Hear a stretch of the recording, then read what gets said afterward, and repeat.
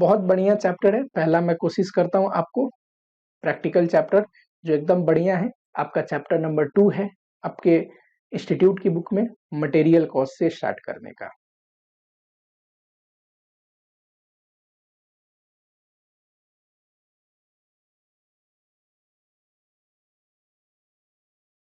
Material cost सबसे पहले इसकी कवरेज देखो। एक तो हम सीखेंगे मटेरियल कॉस्ट निकालना एंड इट्स एलोकेशन।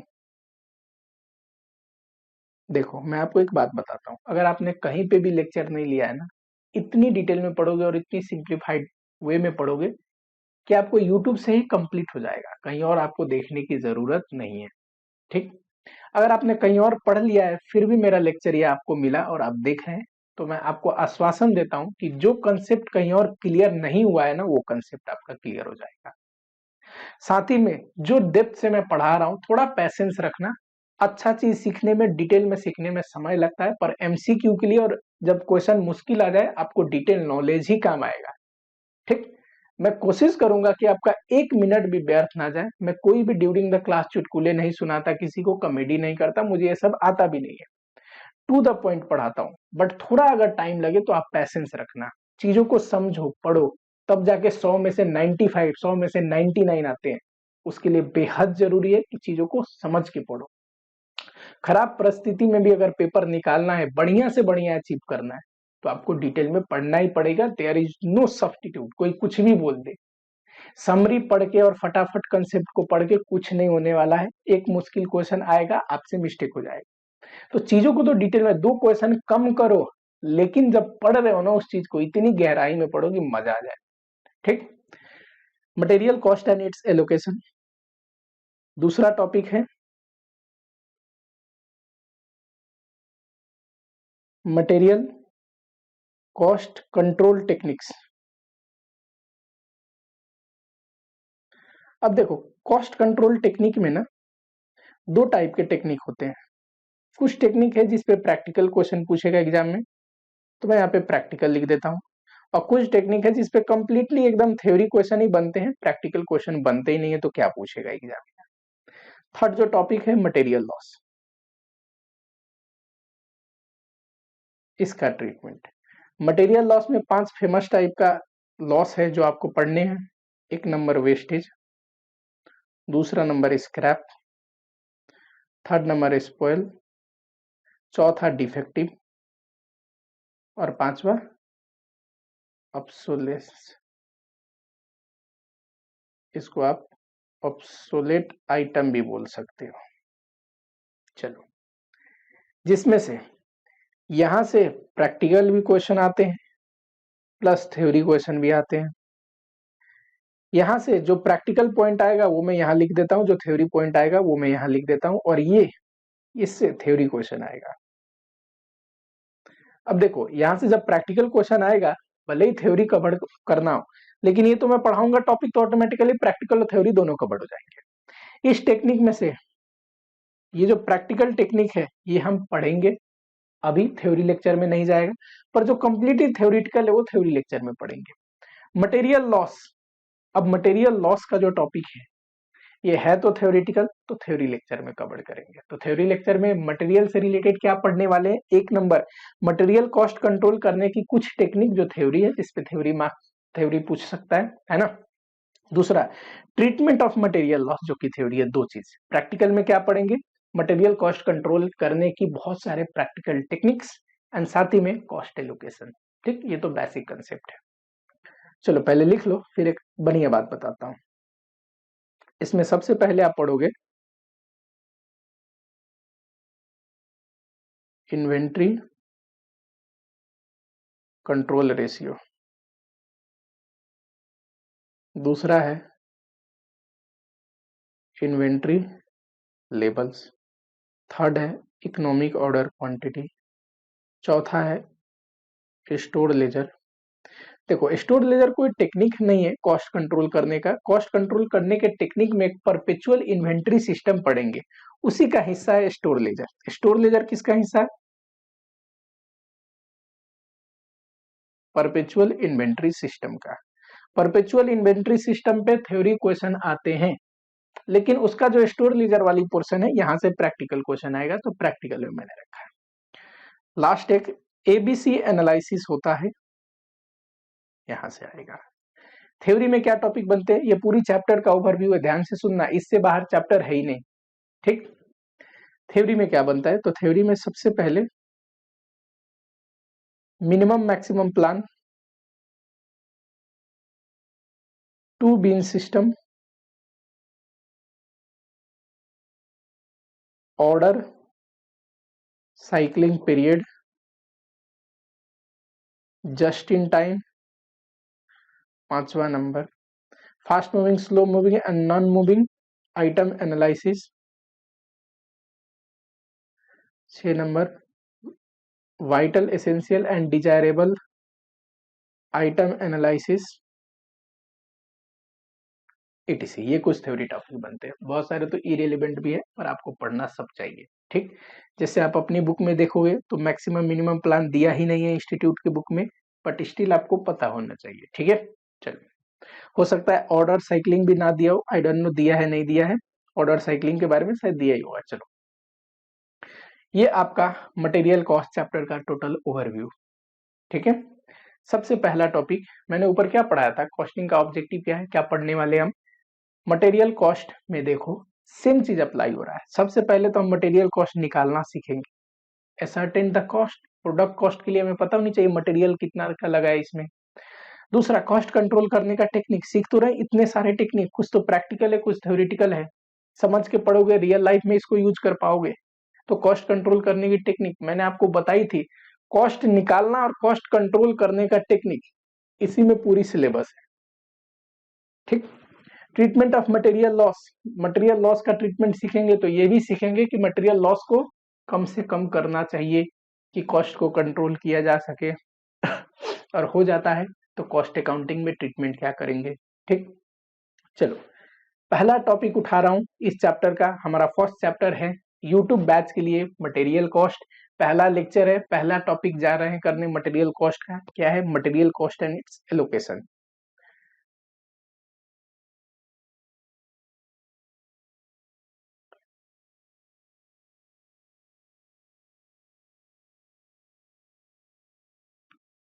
ठीक, जब मैंने ऊपर प्रोडक्शन प्रोसेस बताया था तो मैंने आपको बताया था किसी भी प्रोडक्ट को बनाने के लिए मटेरियल का खर्चा लगता है, शॉर्टकट में लिखते हैं मटेरियल को डीएम कर दो, डायरेक्ट मटेरियल। लेबर का खर्चा लगता है, डायरेक्ट लेबर, एंड साथ ही में ओवरहेड का खर्चा लगता है। फिर ये खर्चे को जोड़ दोगे तो टोटल कॉस्ट आएगा, है ना। और इसमें थोड़ा प्रॉफिट अपना चार्ज कर लोगे तो आपको पता चल जाएगी भाई सेलिंग प्राइस कितना रखना है मुझे उस प्रोडक्ट का, करेक्ट। पर फिनिश गुड्स में जब जो मैं फिनिश गुड्स बना रहा हूं उसमें मटेरियल कॉस्ट कितना आएगा, इसके लिए जरूरी है ना कि मुझे मटेरियल कॉस्ट पता हो। एक यूनिट ऑफ फिनिश गुड्स, मान लो एक यूनिट का कॉस्ट निकाल रहा हूं तो रॉ मटेरियल कितना कंज्यूम्ड होता है एक यूनिट बनाने में, इनटू कॉस्ट पर यूनिट, तभी तो आएगा। तो सबसे पहले देखने जा रहे हैं मटेरियल कॉस्ट पर यूनिट कैसे निकाले, क्योंकि मटेरियल कॉस्ट पर यूनिट पता होगा तभी हम मटेरियल कॉस्ट को चार्ज कर सकते हैं फिनिश गुड्स पे। मटेरियल कॉस्ट पर यूनिट निकालना सीखेंगे, एंड ये निकालने के बाद हम मटेरियल कॉस्ट इजीली चार्ज कर सकते हैं फिनिश गुड्स में, और फिनिश गुड्स पे मटेरियल का कॉस्ट डालेंगे तभी तो टोटल कॉस्ट निकलेगा, है ना। चलो, मटेरियल कॉस्ट पर यूनिट कैसे निकालते हैं, इसके लिए थोड़ा सा एक ओवरव्यू देखो, समझो पहले। मान लो यहाँ पे एक कंपनी का स्टोर है, स्टोर का मतलब ऐसा जगह जहाँ पे रॉ मटेरियल स्टोर होता है। यहाँ पे प्रोडक्शन प्रोसेस है, प्रोडक्शन प्रोसेस का मतलब जहाँ पे प्रोडक्शन होता है, फैक्ट्री बोल दो, डिपार्टमेंट बोल दो, प्रोसेस बोल दो, कोई दिक्कत नहीं, कॉस्टिंग में ये सारी लैंग्वेज चलते हैं। ये हमारा सप्लायर, देखो अगर मुझे यहाँ पे गुड्स जब भी प्रोडक्शन को जरूरत पड़ती होगी तो स्टोर से मैं इश्यू करके भेजता होगा, लेकिन सप्लायर से गुड्स तो स्टोर पे आते होंगे जब भी हम परचेज करते होंगे, है ना। स्टोर में जो मटेरियल है इसका हम देखने जा रहे हैं कि कॉस्ट पर यूनिट कितना पड़ेगा, इस मटेरियल का कॉस्ट क्या पड़ा कंपनी को, ठीक। क्योंकि ये कॉस्ट पता होगा तभी हम फिनिश गुड्स पे उस कॉस्ट को चार्ज कर सकते हैं कि फिनिश गुड्स में रॉ मटेरियल का खर्चा कितना लगा है। ठीक है, चलो मटेरियल कॉस्ट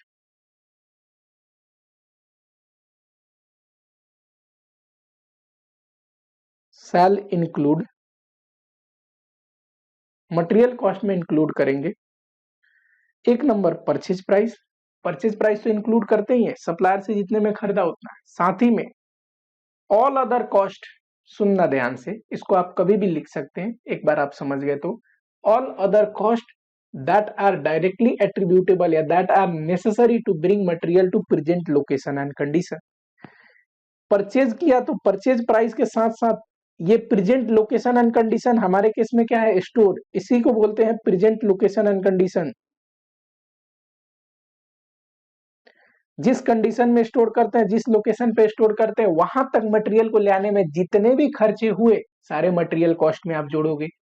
तो परचेज प्राइस तो हुआ ही, साथ ही में मान लो लोडिंग का खर्चा लगा, यहाँ पे अनलोडिंग का खर्चा लगा, रास्ते में फ्रेट लगा, टोल चार्जेस लगे, इंश्योरेंस लगा, हो सकता है किसी कमीशन के थ्रू मटेरियल हमने लिया तो कमीशन ब्रोकरेज पे करना पड़ा, सारे ही मटेरियल कॉस्ट में जोड़ोगे, क्योंकि मटेरियल कॉस्ट में सिर्फ परचेज प्राइस नहीं आता है, all other costs that are necessary to bring material to present location and condition, जहां पे मटेरियल रखा जाता है, जिस कंडीशन में रखा जाता है वहां तक ले आने के लिए जितने भी खर्चे होंगे मटेरियल कॉस्ट में जुड़ता है।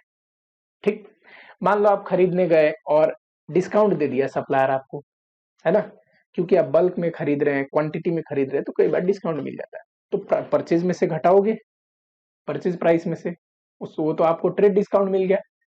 कोई भी ऐसी टैक्सेज जो आपको पे करनी पड़ी उस मटेरियल पे और जिसका क्रेडिट गवर्नमेंट नहीं देने वाली है, यानी कि नॉन रिफंडेबल टैक्सेज है, आपको पता होनी चाहिए कि कई बार हम जब टैक्स पे करते हैं, इनडायरेक्ट टैक्स, आगे जब उसको सेल करते हैं तो उसकी क्रेडिट मिल जाती है हमें, पर कुछ कंडीशन है, कुछ कंडीशन में ही मिलती है, आम इंसान को क्रेडिट नहीं मिलती, सिर्फ एक रजिस्टर्ड पर्सन को मिलता है, इनवॉइस होनी चाहिए, तो कुछ कंडीशन है, क्वेश्चन आपको क्लियरली बोलेगा क्रेडिट अवेलेबल है नहीं है।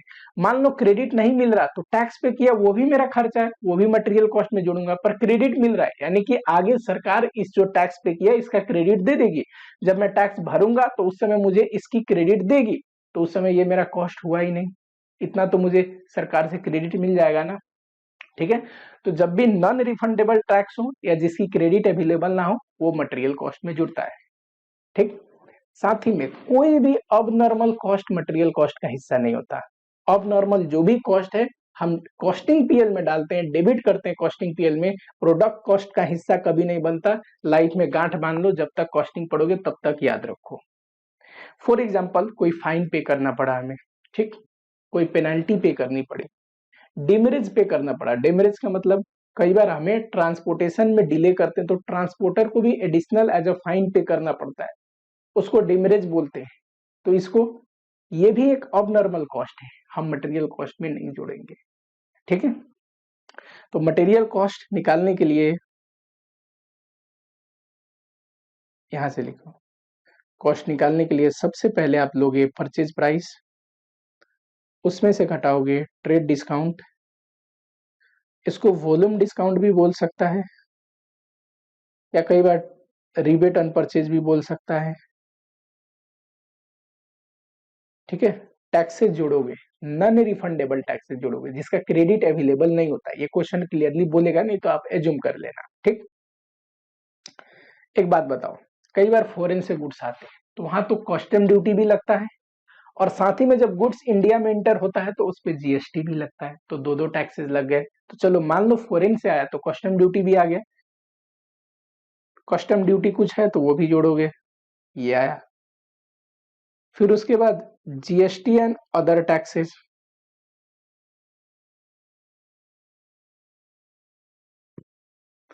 इसको बोलते हैं बच्चे टोटल परचेज प्राइस। जो टैक्सेज है ना, जो भी टैक्सेज है और जो ट्रेड डिस्काउंट या रिबेट घटा और टैक्सेस जुड़े, ये परचेज प्राइस का ही हिस्सा है, परचेज प्राइस में ही एडजस्टमेंट होते हैं, इसको बोलते हैं टोटल परचेज प्राइस। देखो, कस्टम ड्यूटी एंड जीएसटी या फिर कोई अदर टैक्स कब जोड़ोगे कॉस्ट में, जब नॉन रिफंडेबल हो, या फिर इसी को क्या बोलेगा, क्रेडिट नॉट अवेलेबल, स्लैश करके लिख लो, जब नॉन रिफंडेबल हो। ठीक है। इसके बाद मैंने क्या बोला, परचेज प्राइस तो साथ ही में all other cost that are necessary to bring material to present location and condition. Store तक लाने में जितने भी खर्चे लग रहे हैं सारे खर्चे जोड़ो, इनको क्या बोलते हैं, अदर डायरेक्टली एट्रीब्यूटेबल कॉस्ट। इसके जैसे कि एग्जांपल हो गए ब्रोकरेज, कमीशन, टोल कई बार हमें पे करना पड़ता है, लेके आते हैं तो रोड पे हाईवे पे लगता है ना, फ्रेट हमें पे करना पड़ सकता है ट्रांसपोर्टर को, ट्रांजिट में कई बार इंश्योरेंस करानी पड़ सकती है, हो सकता है हमें लोडिंग अनलोडिंग के लिए लेबर को पैसा देना पड़ा। ठीक है, जो भी है ये सारे खर्चे जोड़ोगे यहाँ पे। ठीक है, आ जाओ, तो ये आ गया टोटल कॉस्ट। मान लो 10,000 केजी हम लोग लेके आ रहे हैं, 10,000 केजी का टोटल कॉस्ट निकालना हो तो ये सारे खर्चे जोड़ेंगे और ये आ गया टोटल कॉस्ट। अभी हमें निकालना है पर KG cost, per unit cost भी निकालना है, लेकिन पहले टोटल कॉस्ट निकालेंगे फिर पर यूनिट कर देंगे। अगर कॉस्ट पर यूनिट लेना हो तो total cost minus recovery of normal loss. अभी लिख लो, इसके आगे समझाने वाला हूं नोट्स में। Total units minus normal loss units minus provision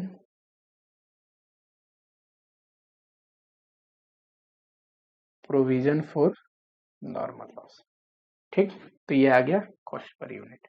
ठीक है, अब आ जाओ नोट्स पे, अभी खत्म नहीं हुआ है टॉपिक, लिखते जाओ। सबसे पहला नोट्स, अगर कोई फी है, पेनल्टी है, फाइन है,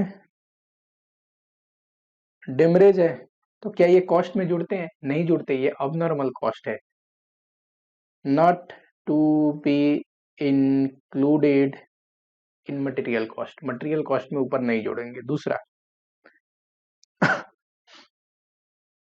कॉस्ट ऑफ कंटेनर। देखो बच्चे, कई बार क्या होता है ना कि कोई गुड्स हमें कंटेनर में लेके आना होता है, यानी कि नॉर्मली नहीं ले आ सकते, उसके लिए स्पेशल पैकिंग या स्पेशल कंटेनर की जरूरत पड़ती है, तो उसके लिए हमें पे करना पड़ता है। अगर कंटेनर रिटर्नेबल है, यानी कि जो हमने पे किया वो रिफंडेबल है, कहने का मतलब मान लो 1,000 रुपया देके मैंने कंटेनर लिया, ठीक है, गुड्स अपना ले आया, कंटेनर रिटर्नेबल है, यानी कि रिटर्न करके वो पैसा मुझे मेरा रिफंड मिल जाएगा, तो कॉस्ट का हिस्सा नहीं बनेगा, not to be included in material cost. मान लो वो नॉन रिटर्नेबल है,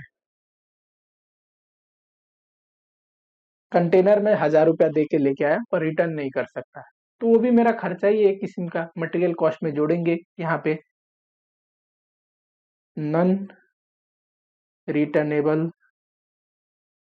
कंटेनर का cost, cost of non returnable container. ठीक है, इसको क्या करेंगे, मटेरियल कॉस्ट में ऐड करेंगे। एक होता है पार्टली रिफंड।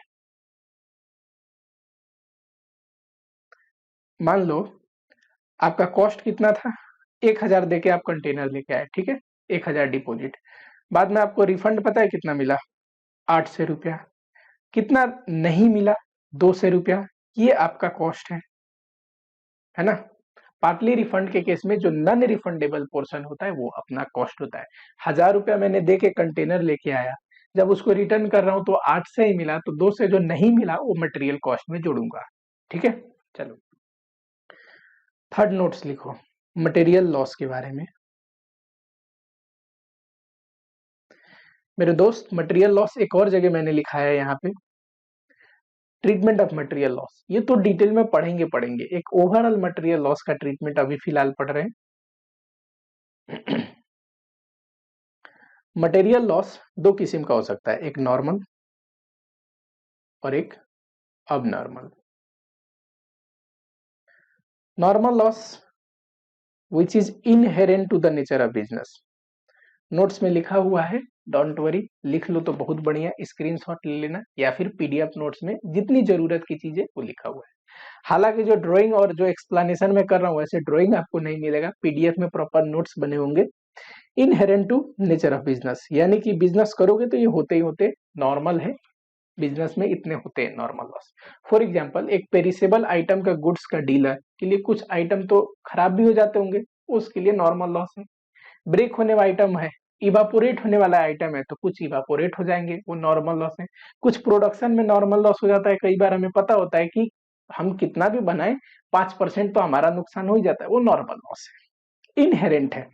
इसको बोलते हैं अनअवॉइडेबल इन नेचर, अवॉइड नहीं कर सकते, अब चाह के भी बच नहीं सकते, ये बिजनेस करेंगे इतना होगा। ये क्या है, over and above normal loss,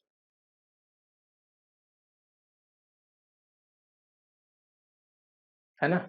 मान लो प्रोसेस में 1000 यूनिट डालता हूं मैं और उसमें 50 यूनिट लॉस हो जाते हैं, ठीक है। 5% लॉस हो जाते हैं, ये नॉर्मल लॉस। एक बारी 1000 यूनिट डाली, 200 यूनिट लॉस हो गया, तो 50 यूनिट तो नॉर्मल लॉस था, 150 जो एडिशनल लॉस हो गया क्या, वो अब नॉर्मल लॉस है, over and over normal loss. ये एवॉइडेबल होते हैं। एवॉइडेबल क्यों होते हैं, क्योंकि ये किसी ना किसी कारण से होते हैं, किसी घटना की वजह से होते हैं, अवॉइड किया जा सकता है, वो घटना ना हो, वो कारण ना हो, तो ये लॉस ही ना हो। समझ में आ रहा है क्या, तो ये एवॉइडेबल। ट्रीटमेंट की बात करूं,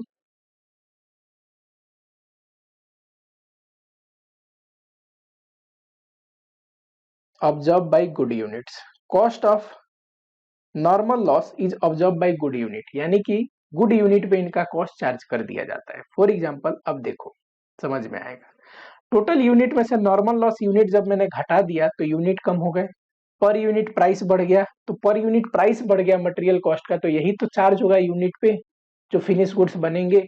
तो already per unit price inflate करके हम फिनिश गुड्स पे वो लॉस को चार्ज कर दिए। तो नॉर्मल लॉस हम हमेशा जो बचे हुए यूनिट है ना उसको बेच के रिकवर करते हैं, क्योंकि नॉर्मल लॉस का भी कॉस्ट उन्हीं में जुड़ा होता है। अब देखो जब कॉस्ट गुड यूनिट पे चार्ज कर रहे हैं, तो उससे मान लो नॉर्मल लॉस कई बार हो जाता है, सस्ते में वो बिक भी जाती है, थोड़ा रिकवरी हो गई, तो कॉस्ट से घटानी भी पड़ेगी ना। अगर यूनिट यूनिट से घटा रहे हो तो उसकी रिकवरी टोटल कॉस्ट से घटाओ।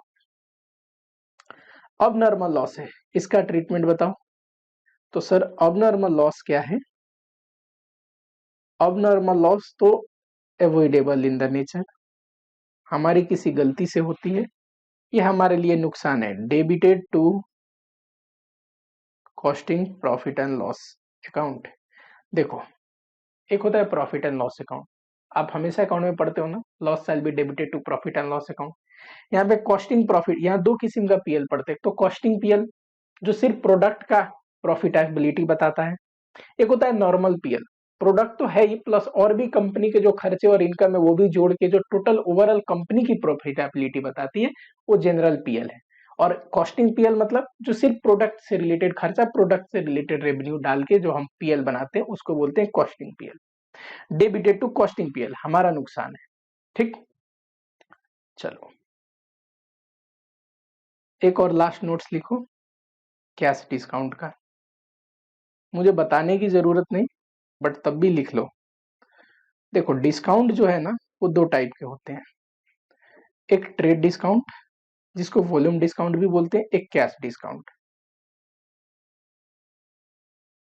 ट्रेड डिस्काउंट पता है कब मिलता है आपको, at time of purchase, it is negotiated at the time of purchase of goods, पर कैश डिस्काउंट नेगोशिएट होता है eight time of payment.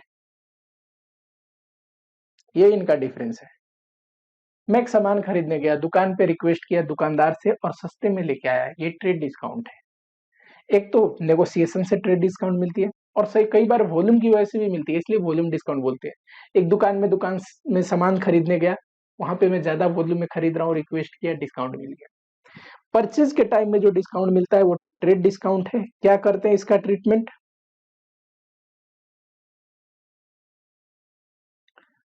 Adjusted in purchase price and selling price, ठीक है। अगर परचेज करके ला रहा हूँ तो परचेज प्राइस में एडजस्ट कर दूंगा, डिस्काउंट मिला घटा के परचेज प्राइस दिखाऊंगा। मान लो मैं बेच रहा हूँ और कस्टमर ने मेरे से डिस्काउंट ले लिया, तो मैं अपनी सेल्स में से घटाऊंगा, ठीक है। सेल में से घटाएंगे, अगर सेल करते टाइम ट्रेड डिस्काउंट दिया, परचेज करते टाइम हमें ट्रेड डिस्काउंट मिला तो परचेज प्राइस में से घटाएंगे। कैश डिस्काउंट क्या है हमारे लिए, ये तो पीएल में जाने वाली आइटम है। सेपरेट इनकम ये डबल एंट्री में रिकॉर्ड होता है।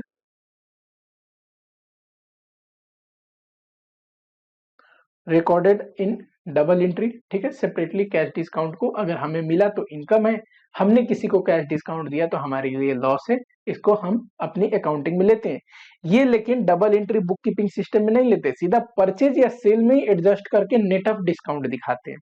इसीलिए जब ट्रेड डिस्काउंट है तो मैंने परचेज प्राइस में से घटाया, यही कैश डिस्काउंट बोलता तो मैं नहीं घटाता, क्योंकि कैश डिस्काउंट घटाते नहीं है, ठीक है। अगर मुझे कोई कैश डिस्काउंट मिलता तो मैं यहाँ पे मटेरियल कॉस्ट में नहीं घटाता।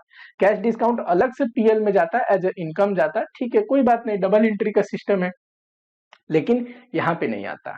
समझ में आया क्या? अब इस पे प्रैक्टिकल क्वेश्चन तो है ही, एक बार थ्योरेटिकल क्वेश्चन पूछा, जरा सुनना कितना सिंपल क्वेश्चन पूछा था। बोला कि हम फ्लोइंग आइटम दे रहे हैं, आप बताइए परचेज प्राइस में का हिस्सा है कि डायरेक्टली एट्रीब्यूटेबल कॉस्ट का हिस्सा है, या फिर it shall not be considered as a material cost. और उसमें एक पॉइंट था fine and penalty, it shall not be regarded as a cost of material, है ना। It shall not be included in material cost, है ना, इसमें आपको डालना था। एक आइटम था ब्रोकरेज एंड कमीशन, तो आपको क्या लिखना था कि डायरेक्टली एट्रीब्यूटेबल कॉस्ट है। एक आइटम था ट्रेड डिस्काउंट, ट्रेड डिस्काउंट में आपको क्या लिखना था, टोटल परचेज प्राइस का हिस्सा है।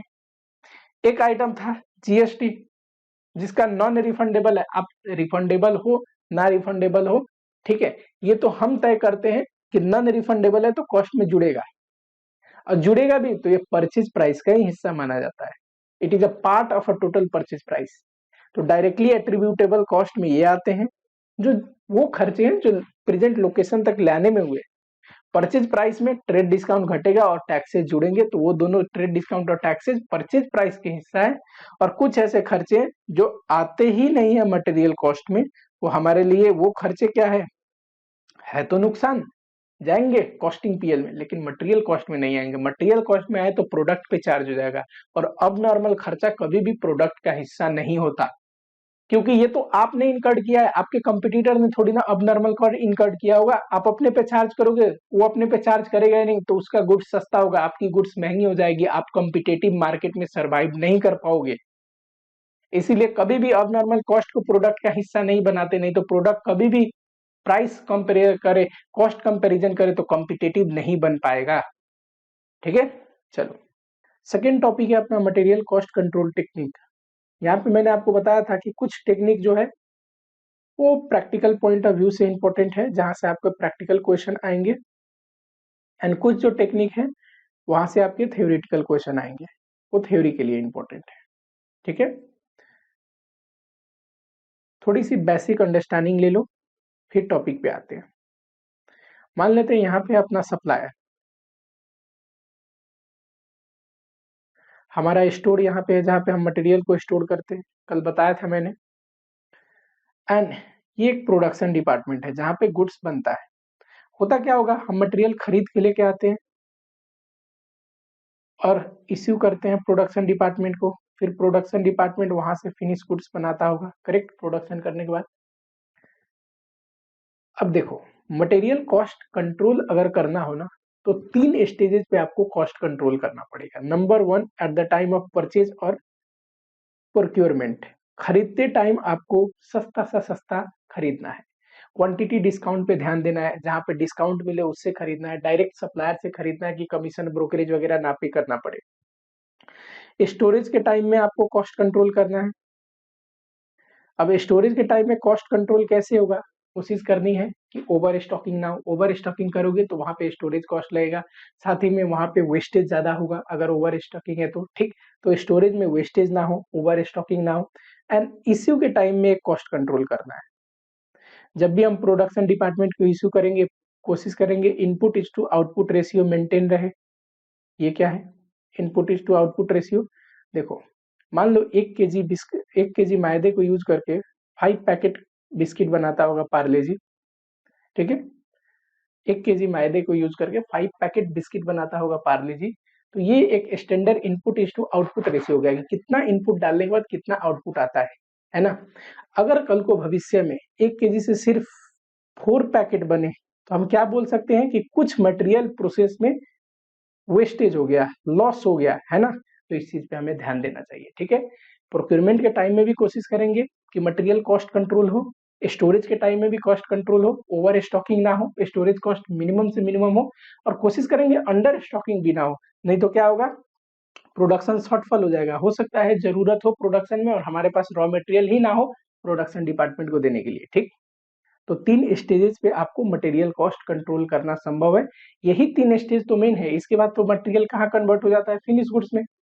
तो ये 3 स्टेजेस पे आपको मटेरियल कॉस्ट को कंट्रोल करना पड़ेगा, ठीक है। कंट्रोल करने के बहुत सारे टेक्निक है, जिसमें से जो पहला टेक्निक है इन्वेंट्री टर्नओवर रेशियो, ठीक है। आ जाओ।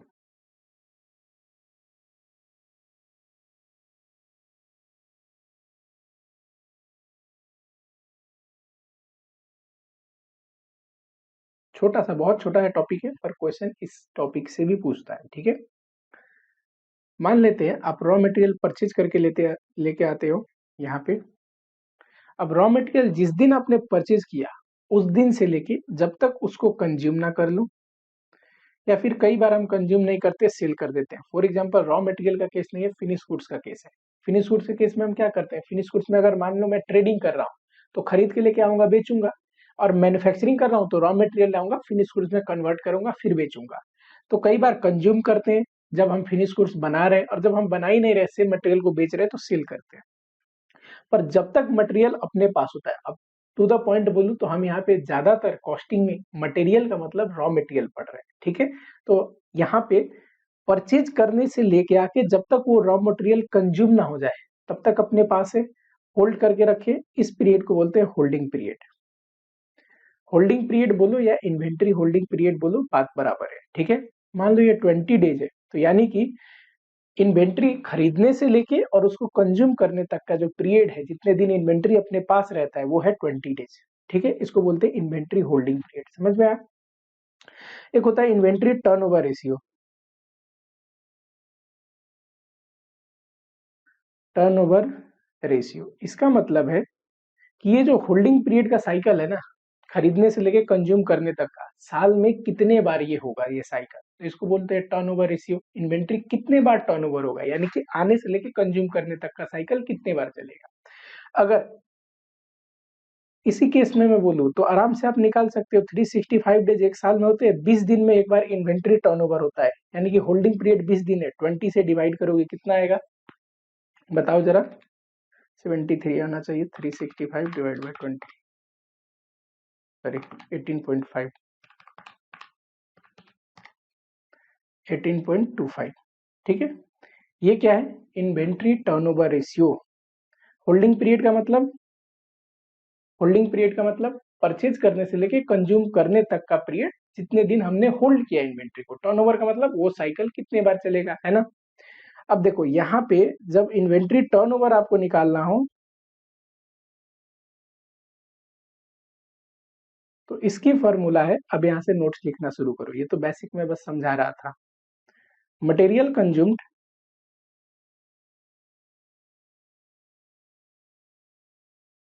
डिवाइड बाय एवरेज इन्वेंट्री,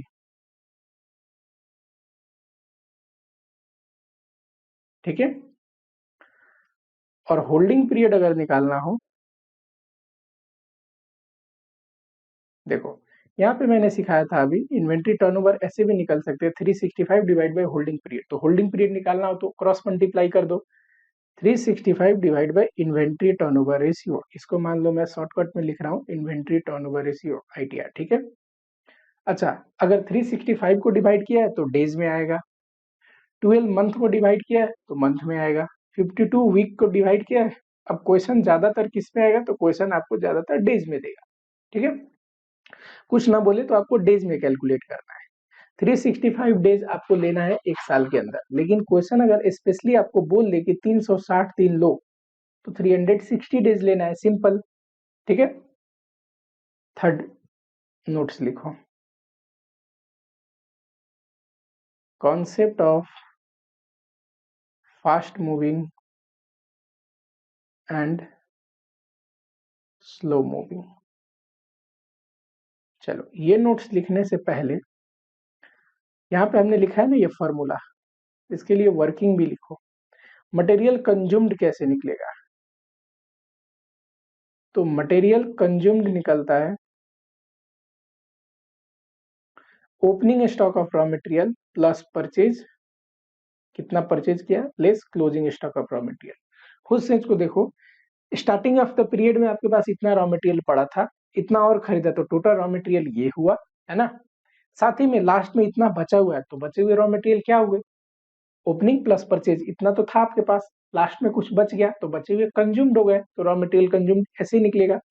दूसरा, एवरेज इन्वेंट्री कैसे निकलेगा? अब ये तो बहुत ही आसान है। एवरेज निकलता है, किसी भी पीरियड के लिए एवरेज इन्वेंट्री लेवल आपको निकालना हो तो सबसे शॉर्टकट तरीका है ओपनिंग स्टॉक, उस पीरियड के शुरू में कितना था इन्वेंट्री, क्लोजिंग स्टॉक उस पीरियड के अंत में क्या था, दोनों का एवरेज कर दो, तो ये आ जाएगा ऑन एन एवरेज उस पीरियड में एवरेज इन्वेंट्री कितनी थी। ठीक, अब आ जाओ थर्ड नोट्स पे। मान लेते हैं दो इन्वेंट्री है, दो मटेरियल है, एक मटेरियल ए दूसरा मटेरियल बी। ठीक है, मटेरियल ए का जो इन्वेंट्री टर्नओवर है वो 20 है, मटेरियल बी का 30 है, तो होल्डिंग पीरियड कितना आएगा जरा बताना। होल्डिंग पीरियड अगर आप बोलोगे, इसका 18 डेज आएगा, इसका 12 डेज आएगा। अच्छा, 365 से डिवाइड नहीं किया है मैंने, एग्जाम्पल में 360 डेज ही लिया है कि फिगर राउंड में आए, और कोई दिक्कत नहीं है। अब बताओ किस मटेरियल का कम होल्डिंग पीरियड है? ऑब्वियसली मटेरियल बी का होल्डिंग पीरियड कम है, ये सिर्फ 12 दिन के अंदर अंदर हम कंज्यूम कर लेते हैं, पर मटेरियल ए हम 18 दिन रखते हैं अपने पास कंज्यूम करने से पहले। तो जिसका भी होल्डिंग पीरियड कम होता है ना, उस मटेरियल को बोलते हैं फास्ट मूविंग आइटम या मटेरियल एज कंपेयर टू ए। किसी ना किसी के कंपैरिजन में fast moving slow moving determine होता है। इन दोनों में अगर पूछा जाए कि कौन सा फास्ट मूविंग है, यानी कि कौन सा मटेरियल कम दिन के लिए होल्ड करते हैं, फटाक से आता है और चला जाता है, कंज्यूम हो जाता है, मटेरियल बी। कहने का मतलब जिस भी मटेरियल का इन्वेंट्री टर्नओवर रेशियो ज्यादा होगा या फिर होल्डिंग पीरियड कम होगा, दोनों तरीके से आप बोल सकते हैं। होल्डिंग पीरियड कम होने का मतलब ये इन्वेंट्री टर्नओवर रेशियो ज्यादा होना, वो मटेरियल क्या होगा, फास्ट मूविंग आइटम होगा दूसरे मटेरियल के तुलना में। या मैंने दो एग्जांपल लिया। सेकंड, ये जो इंपॉर्टेंट है ध्यान देना, जैसे जैसे टॉपिक डीप में जा रहा है वैसे वैसे बड़े बड़े कंसेप्ट आते जाएंगे। सेकंड जो इन्वेंट्री का मटेरियल का कॉस्ट कंट्रोल टेक्निक है ना, वो है इन्वेंट्री लेवल्स। ध्यान देना जरा,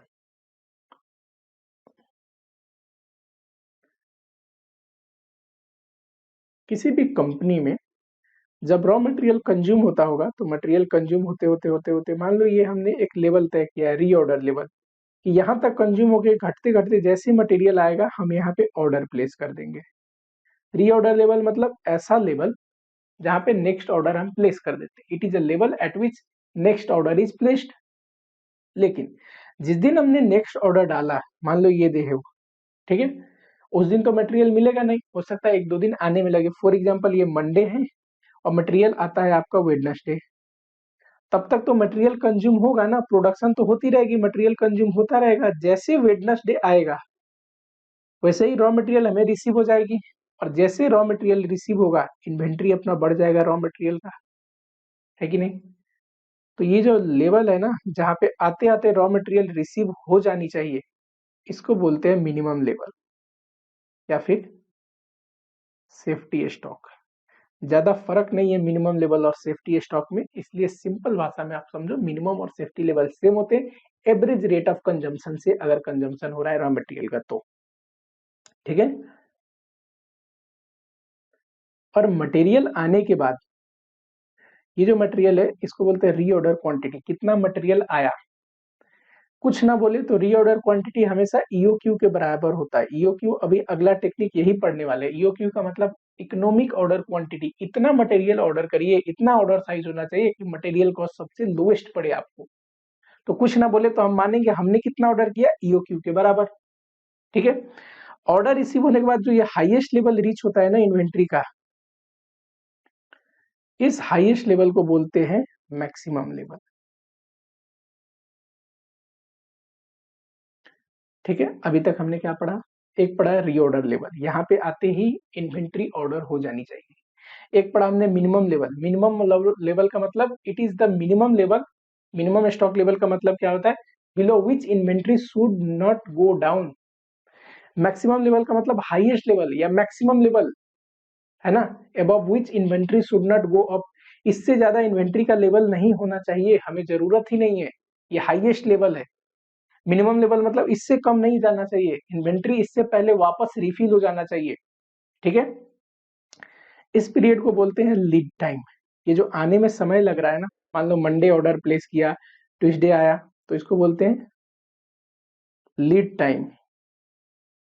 दूसरे लैंग्वेज में बोल सकता है डिलीवरी पीरियड, डिलीवरी टाइम, या फिर री ऑर्डर पीरियड, कि कितने दिन में हम रीऑर्डर करेंगे तो रिफिल हो जाएगा। ठीक है, तीनों नाम में से कुछ भी दे सकता है। हालांकि लीड टाइम और डिलीवरी टाइम में थोड़ा सा फर्क है, एक में डेट ऑफ रिसीविंग इंक्लूड करते हैं, दूसरे में नहीं। लेकिन किसी भी टेक्स्ट बुक में सीए इंटर लेवल पे इतनी डिटेल में चीजें लिखी नहीं है। लीड टाइम और डिलीवरी टाइम को सेम माना है, तो आप भी सेम मान के पढ़ना, इसमें कोई वो वाली बात नहीं है। ठीक है, चलो यहाँ पे आओ। अब लीड टाइम जो है, इसके तीन एस्टिमेट हो सकते हैं, एक मैक्सिमम, एक मिनिमम, और इनके बीच में एक आता है एवरेज। फॉर एग्जाम्पल, हम अगर ऑर्डर करते हैं तो कितने दिन में हमें ऑर्डर रिसीव होता है? क्वेश्चन ने बोला 4 to 6 डेज, यानी कि 4 से 6 दिन के भीतर भीतर में ऑर्डर आ जाता है।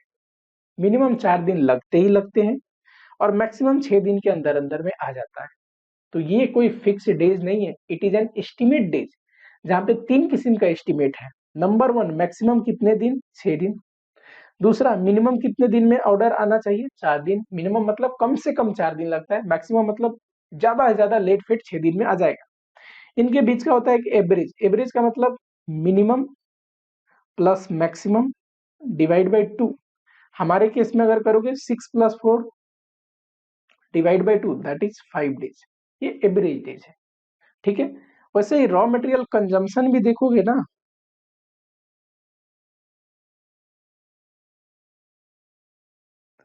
इसके भी तीन एस्टिमेट हो सकते हैं। फॉर एग्जाम्पल, मान लो एक फैक्ट्री में फिनिश गुड्स बनता है, रॉ मटेरियल कितना कंज्यूम होता है? तो क्वेश्चन ने बोला 200 से 250 केजी। अब बताओ, एक फिक्स डेटा तो नहीं है। 200 से 250 केजी का मतलब क्या होता है कि 200 भी होता होगा, कई बार 200 से ज्यादा, पर 250 से ज्यादा नहीं होता होगा। ये एक रेंज है, जहां पे ये रेंज का मिनिमम है कि कम से कम 200 तो 200 कंज्यूम होता ही है डेली। 250 मैक्सिमम लेवल है कि ज्यादा से ज्यादा 250 तक होता है, इससे ज्यादा नहीं होता। तो मिनिमम कंजम्पशन क्या हो गया हमारे केस में? Maximum consumption, minimum consumption. Minimum तो 200 होता ही है, मैक्सिमम 250 केजी भी हो जाता है। कोई बोलेगा एवरेज बताइए, तो minimum plus maximum divide by 2, इनका एवरेज कितना आएगा? 225। ठीक है, समझ रहे हो? तो चाहे लीड टाइम हो कितने दिन में आएगा, या फिर कंजम्पशन हो कितना रॉ मटेरियल डेली का कंज्यूम होता है, इसके तीन एस्टिमेट हो सकते हैं, minimum, maximum and average. Minimum मतलब मैक्सिमम से मिनिमम से मिनिमम कितना कंजम्पशन होता है, मैक्सिमम मतलब मैक्सिमम से मैक्सिमम कितना कंजम्पशन हो सकता है, एवरेज मतलब minimum plus maximum divide by 2, इनके बीच का ऑन एन एवरेज कितना कंज्यूम होता है। ठीक है, चलो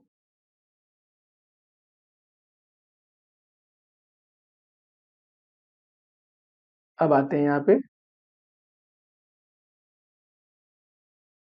इन्वेंट्री लेवल्स पे।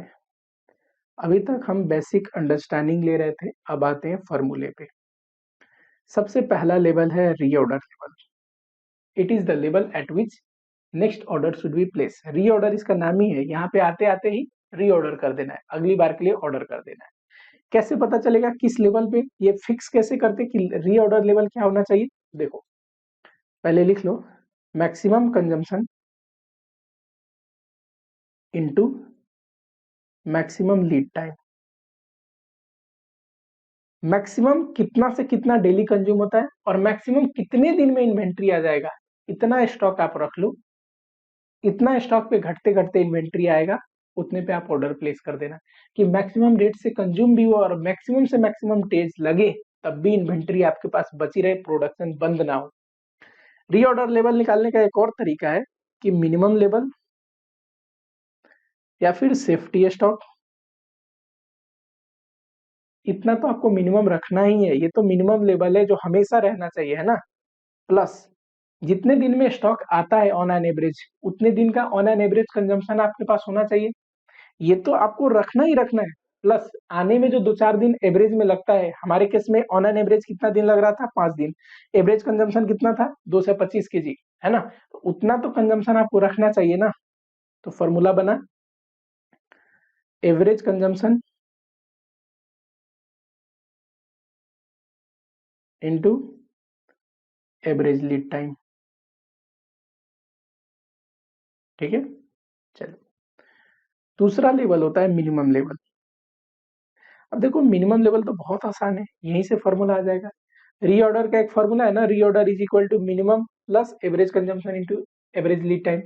इसी फॉर्मूले से मिनिमम लेवल निकालना हो तो रीऑर्डर लेवल माइनस ये उधर चला जाएगा, average consumption into average lead time.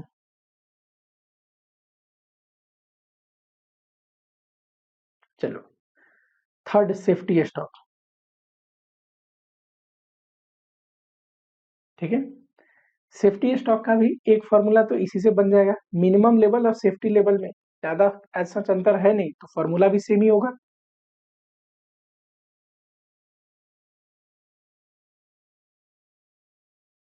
Safety stock और मिनिमम लेवल सेम ही होते हैं।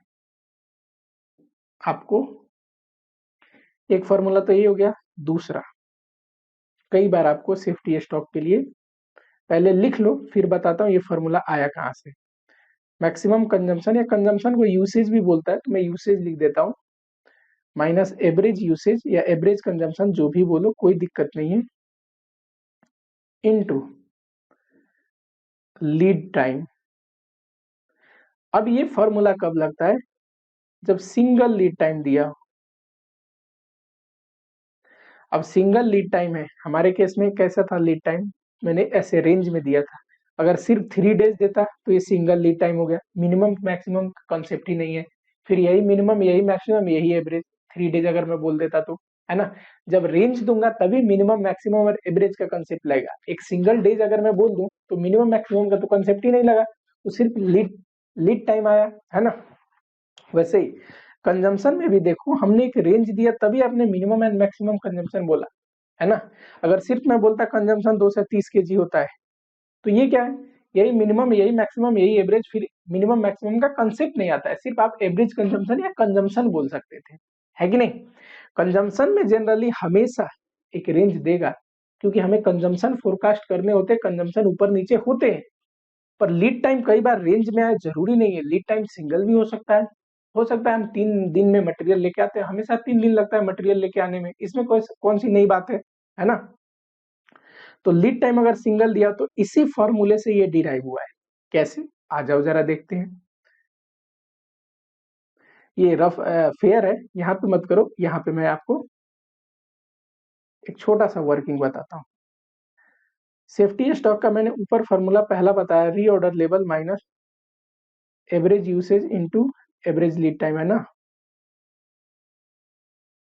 अच्छा, रीऑर्डर लेवल का फॉर्मूला क्या बताया था, मैक्सिमम यूसेज, कंफ्यूज मत होना, यूसेज और कंजम्पशन सेम ही चीज है, into maximum lead time minus average usage into average lead time. और मैंने क्या एज्यूम किया है, अगर सिंगल लीड टाइम हुआ क्वेश्चन में, मैक्सिमम मिनिमम नहीं, सिंगल लीड टाइम, तो देखो ये जो लीड टाइम है मैक्सिमम और ये लीड टाइम है एवरेज, फार्मूले में दोनों सेम ही हो जाएंगे ना। अगर एक ही लीड टाइम दे तो क्या मिनिमम क्या मैक्सिमम, लीड टाइम बस लिखना पड़ेगा आपको, मिनिमम ना, मैक्सिमम और एवरेज ना लिख के लीड टाइम लिखना पड़ेगा यहाँ पे, है ना। तो ये कॉमन आ जाएगा इस फॉर्मूले में, जब कॉमन ले लोगे तो maximum usage minus average usage into lead time, common आ गया क्योंकि सेम है, एवरेज लीड टाइम लिखो या लीड टाइम लिखो, मैं सिंपल में लीड टाइम लिख देता हूं, पर आप ये समझना यहाँ पे जब एक सिंगल लीड टाइम हो तो मैक्सिमम और एवरेज दोनों का वैल्यू सेम ही आएगा, ठीक है, ऐसे आया। वैसे ही इसी फॉर्मूले को बहुत सारे ऑथर ब्रेक करके ऐसे भी लिखते हैं। इंस्टीट्यूट ने कौन कौन सा फॉर्मूला दिया है, पहला और दूसरा, थर्ड मैं आपको बताता हूँ, इंस्टीट्यूट की बुक में नहीं है पर लिखो आप, maximum lead time minus average lead time into ये यूसेज। यूसेज कौन सा, ना मैक्सिमम ना मिनिमम, कोई रेंज ना दिया हो, सिंगल यूसेज दिया हो, जैसे सिंगल लीड टाइम था वैसे ही लिख सकता हूं, सिंगल अगर यूसेज रेट दिया हो तो सेम ऐसे ही ब्रेक करेंगे, बट वहां पे क्या आ जाएगा, लीड टाइम अलग अलग होंगे पर यूसेज सेम होगा, अगर यूसेज सेम है तो वही कॉमन आ जाएगा, फिर maximum lead time minus average lead time into normal usage, है ना। 3 नंबर में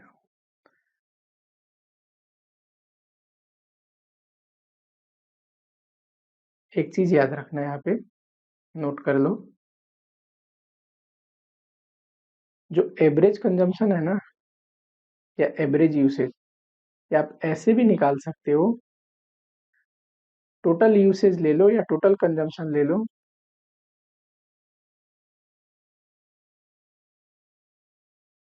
पूरे साल का, और डिवाइड कर दो 365 डेज, तो ऑन एन एवरेज एक दिन का आ जाएगा, है ना, सिंपल। ध्यान रखना बहुत बार ये भी काम आता है, ये इंपॉर्टेंट कंसेप्ट है, ठीक है। चलो 3 लेवल हो गए। चौथा मैक्सिमम लेवल, बताओ ये मैक्सिमम लेवल हम कहाँ कैसे पहुंचे यहाँ तक। एक रीऑर्डर लेवल था, है ना, यहाँ से कुछ क्वांटिटी कंज्यूम हुआ लीड टाइम के दौरान जब तक हमने ऑर्डर किया था, और जैसे यहाँ तक आया रीऑर्डर क्वांटिटी रिफिल हो गई और ये मैक्सिमम लेवल पे आया, है ना। तो इसी से फॉर्मूले बन जाएंगे। कैसे बनेगा, सर रीऑर्डर लेवल था, बाद में रीऑर्डर क्वांटिटी उसमें जुड़ गया, और ड्यूरिंग रीऑर्डर पीरियड में जब ऑर्डर किया तब से लेकर जब तक मटेरियल रिसीव हुआ तब तक कुछ ना कुछ तो कंज्यूम हुआ होगा, मिनिमम भी, तो जो मिनिमम कंज्यूम हुआ उतना ही घटा दो, minimum consumption into minimum lead time, ठीक है। 5वां नंबर एवरेज स्टॉक लेवल, ये एवरेज कंजम्पशन था, स्टॉक लेवल की बात कर रहा हूँ। एवरेज कंजम्पशन मतलब डेली ऑन एन एवरेज कितना कंज्यूम होता है, अगर डेली में क्वेश्चन है, डे में क्वेश्चन है, तो वीकली में क्वेश्चन है तो वीकली ऑन एन एवरेज कितना कंज्यूम होता है फैक्ट्री में फिनिश गुड्स बनाने में, ये क्या है, average stock level, inventory level, raw material का ऑन एन एवरेज कितना इन्वेंट्री रहता है अपने पास, ये है, कंफ्यूज नहीं होना है। इसको निकालने के दो तरीके हैं, एक maximum level plus minimum level divide by 2, इससे बेहतर तरीका मिनिमम लेवल, इतना तो आपको रखना ही रखना है, इसी को क्या बोलेंगे, सेफ्टी स्टॉक, सेफ्टी स्टॉक ये तो आपको रखना ही रखना है, प्लस जो आपका रीऑर्डर क्वांटिटी है ना, जितना आप खरीद के लेके आते हो, ऑन एन एवरेज उसका हाफ तो आपके पास रहता ही होगा, ऑन एन एवरेज उसका हाफ रहने का इसका लॉजिक क्या है, कोई बता सकता है क्या। चलो, जब आप ऑर्डर करने जाते होगे उस समय तो इन्वेंट्री जीरो हो गई, ठीक है, मिनिमम तो है ही, जो ऑर्डर करने गए हैं उतना इन्वेंट्री, ठीक है, मिनिमम लेवल तो अलग है ही, इसकी बात नहीं कर रहे। जिस दिन ऑर्डर आता होगा उस दिन रीऑर्डर क्वांटिटी आता होगा, कोई बोलेगा इसका एवरेज बताओ, तो 0 + रीऑर्डर क्वांटिटी डिवाइड बाई 2, और ये आ गया, ठीक है, यही यहाँ पे लिखा है, ठीक है। चलो, अच्छा आप बोलोगे सर अगर एग्जामिनेशन में क्वेश्चन आ जाए तो हम लोग कौन से फॉर्मूले से करें, जो भी फॉर्मूला लगाओ फुल मार्क्स मिलेगा, दोनों लगा दोगे तब भी उतना ही मार्क्स मिलेगा, कोई दिक्कत नहीं है। चलो, एक आता है danger level,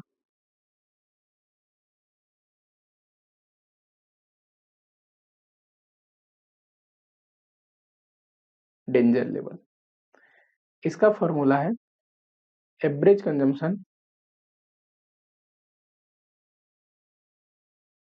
into emergency lead time.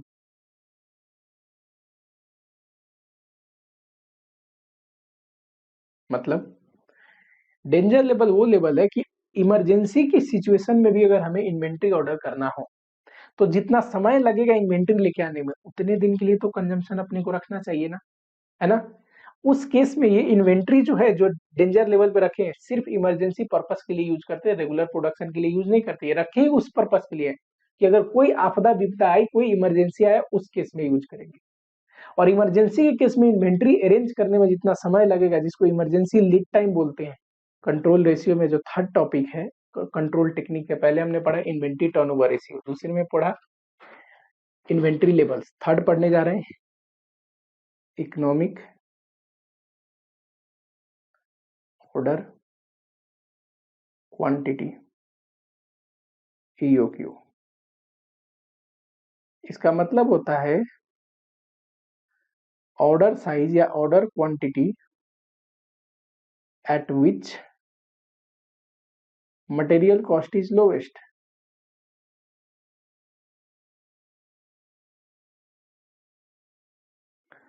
मान लो एक फैक्ट्री है ना, यहाँ पे रॉ मटेरियल यूज होता है और फिनिश गुड्स बनता है, ठीक है। जितना भी फिनिश गुड बनता है उसके लिए पूरे साल में एनुअली हमें 10,000 केजी रॉ मटेरियल चाहिए। अब 10,000 KG raw material through out the year use होता है।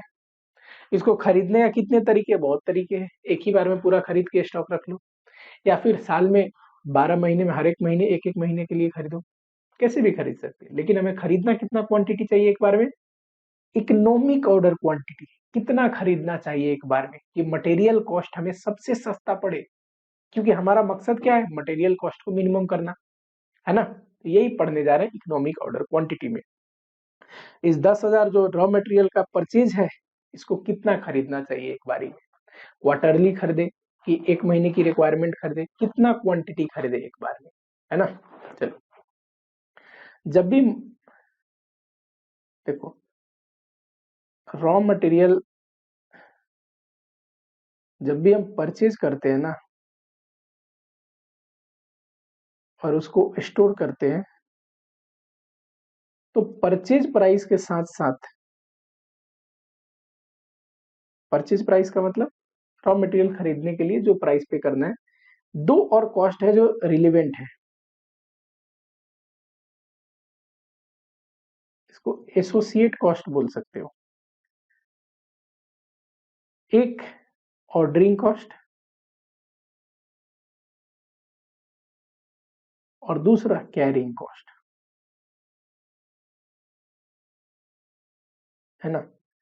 ऑर्डरिंग कॉस्ट का मतलब रॉ मटेरियल ऑर्डर करने के खर्चे। देखो, ऐसे ही ऑर्डर नहीं हो जाता, फ्रेट लगता है जब जब ऑर्डर करोगे, है ना। हैंडलिंग के कॉस्ट लगेंगे, साथ ही में हो सकता है ऑर्डर करने के लिए परचेज डिपार्टमेंट हो, ऑर्डर करने के लिए फैक्स करना पड़ता हो, समय लगाना पड़ता हो, उसके लिए भी कॉस्ट लगता है, तो ऑर्डरिंग कॉस्ट लगता है। जितने ज्यादा बार ऑर्डर करोगे उतना ज्यादा ऑर्डरिंग कॉस्ट लगेगा, है ना। जितने ज्यादा बार यूज करोगे, एक सिंपली फ्रेट का एग्जांपल हो, जितने ज्यादा बार मंगाओगे उतने बार भाड़ा लगेगा। कैरिंग कॉस्ट का मतलब होता है होल्डिंग कॉस्ट, रखने का खर्चा। इसमें कैसे कॉस्ट आते हैं, जैसे कि स्टोरेज, है ना, इंटरेस्ट ऑन वर्किंग कैपिटल, लिख लो फिर बताता हूं, ऑब्सोलेट आइटम, स्टोरेज। कोई भी रॉ मटेरियल खरीद के लेके आओगे तो आपको उसको रखना तो पड़ेगा, रखोगे, गोदाम का रेंट लगेगा, स्टोर का रेंट लगेगा, है ना, वहां पे पावर कंजम्पशन होगी। इंटरेस्ट ऑन वर्किंग कैपिटल, जो रॉ मटेरियल आपने खरीद के लाया वहां पे पैसा फंसा है, अगर लोन पे लेके आओ तो ब्याज भी लग रहा होगा उस पैसे पे। लोन पे नहीं लेके आओ, अपना पैसा लगाए तो अपना पैसा लगाए तो अपॉर्चुनिटी कॉस्ट है, वो पैसा आप कहीं और लगाए कमा सकते थे। तो ज्यादा अगर इन्वेंट्री लेके आओगे तो interest on working capital high होगा, कम इन्वेंट्री रखोगे तो कम पैसा फंसा रहेगा, इंटरेस्ट ऑन वर्किंग कैपिटल लो होगा, है ना। वैसे ही ऑब्सोलेट आइटम, यानी कि कई बार ज्यादा इन्वेंट्री लेके आते हैं तो कोई आइटम आउट ऑफ डेटेड हो जाता है ना, जब तक उसका यूज करने का टाइम आता है तब तक आउट ऑफ डेट हो जाता है, ठीक है। और उसकी हमें राइट ऑफ करनी पड़ती है, यूज नहीं कर सकते तो उसको लो वैल्यू में बेचना पड़ता है ना, वेस्टेज हो जाती है। तो इस चीज को ध्यान देना है हमें, सिर्फ परचेज नहीं, एक इन्वेंट्री खरीदते हैं तो खरीदने का खर्चा तो लगता ही है, साथ ही में जब जब खरीदोगे ऑर्डरिंग कॉस्ट भी लगेगा और कैरिंग कॉस्ट भी लगेगा, और इस कॉस्ट को भी हमें ध्यान रखना है मटेरियल कॉस्ट निकालते टाइम, ये कॉस्ट कितना लग रहा है, और कोशिश करनी है कि ऑर्डरिंग कॉस्ट और कैरिंग कॉस्ट मिनिमम से मिनिमम लगे, है ना। अब देखो ईओक्यू जो है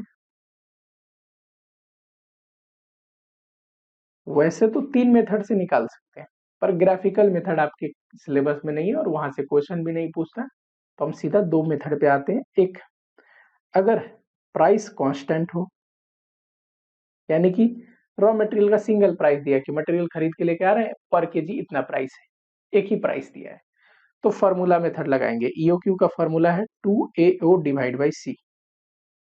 दूसरा केस लिख लो, इसको बाद में पढ़ेंगे, अभी ये पहला टॉपिक पढ़ने के बाद। दूसरा है प्राइस अगर चेंज होता है ड्यू टू डिस्काउंट। कई बार हमें सप्लायर कहता है ना, अब 5,000 तक केजी खरीदोगे ये रेट लगाएंगे, 5,000 से ज्यादा केजी खरीदोगे ये रेट लगाएंगे, अच्छा 10,000 से ज्यादा एक बार में खरीदे तो और कम लगाएंगे, यानी कि डिस्काउंट का केस आ गया, है ना। इन्वेंट्री लेवल जैसे जैसे चेंज हो रहा है, डिस्काउंट मिलने की वजह से प्राइस भी चेंज हो रहा है, ठीक है। तो यहाँ पे ट्रायल एंड एरर मेथड से हम निकालेंगे, यहाँ पे फॉर्मूला मेथड से निकालेंगे। पहले फॉर्मूला मेथड पे आते हैं। फॉर्मूला क्या है, 2AO divide by C.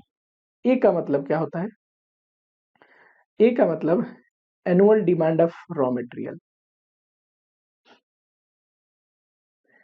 Annual demand का मतलब परचेज क्वांटिटी, कुछ ना बोले तो, ऑफ रॉ मटेरियल। यहाँ रॉ मटेरियल का देख रहे हैं हम, तो कितना रॉ मटेरियल खरीद के लेके आए एक बार में, ये कर रहे हैं ना। अगर फिनिश गुड्स क्वेश्चन में दिया हो तो कंफ्यूज नहीं होना, पहले हमें देखना है रॉ मटेरियल का वैल्यू निकालना है, रॉ मटेरियल परचेज का वैल्यू, है कि नहीं। कुछ ना बोले तो रॉ मटेरियल कंजम्पशन और रॉ मटेरियल परचेज सेम माना जाता है, लेकिन कंजम्पशन और परचेज अलग भी हो सकते हैं अगर इन्वेंट्री ओपनिंग और क्लोजिंग दिया हो तो। परचेज क्वांटिटी कैसे निकालते हैं, raw material consumption plus closing stock minus opening stock अगर करोगे तो रॉ मटेरियल परचेज आ जाएगा। ओपनिंग क्लोजिंग का वैल्यू ना दे तो मानेंगे ओपनिंग क्लोजिंग सेम है और रॉ मटेरियल कंजम्पशन और परचेज भी सेम है, ठीक है। चल याद रखना, रॉ मटेरियल का एनुअल डिमांड की बात कर रहा हूँ, परचेज क्वांटिटी किसका, रॉ मटेरियल का। कई बार फिनिश गुड्स देता है तो फिनिश गुड्स से हम देखेंगे उसको बनाने के लिए रॉ मटेरियल चाहिए कितना, और रॉ मटेरियल का वैल्यू निकालेंगे। परचेज क्वांटिटी, परचेज ना निकालना संभव है तो कंज्यूम्ड क्वांटिटी पे भी बना सकते हैं। दूसरा, इस फॉर्मूले में क्या है, ओ। ओ का मतलब होता है ऑर्डरिंग कॉस्ट पर ऑर्डर। एक बार ऑर्डर करने के कितने खर्चे आते हैं, ठीक है। ऑर्डरिंग कॉस्ट में क्या आता है, जैसे कि फ्रेट का खर्चा, handling cost, fax and telephone वगैरह करते हैं ऑर्डर करने के लिए, ये सारे खर्चे।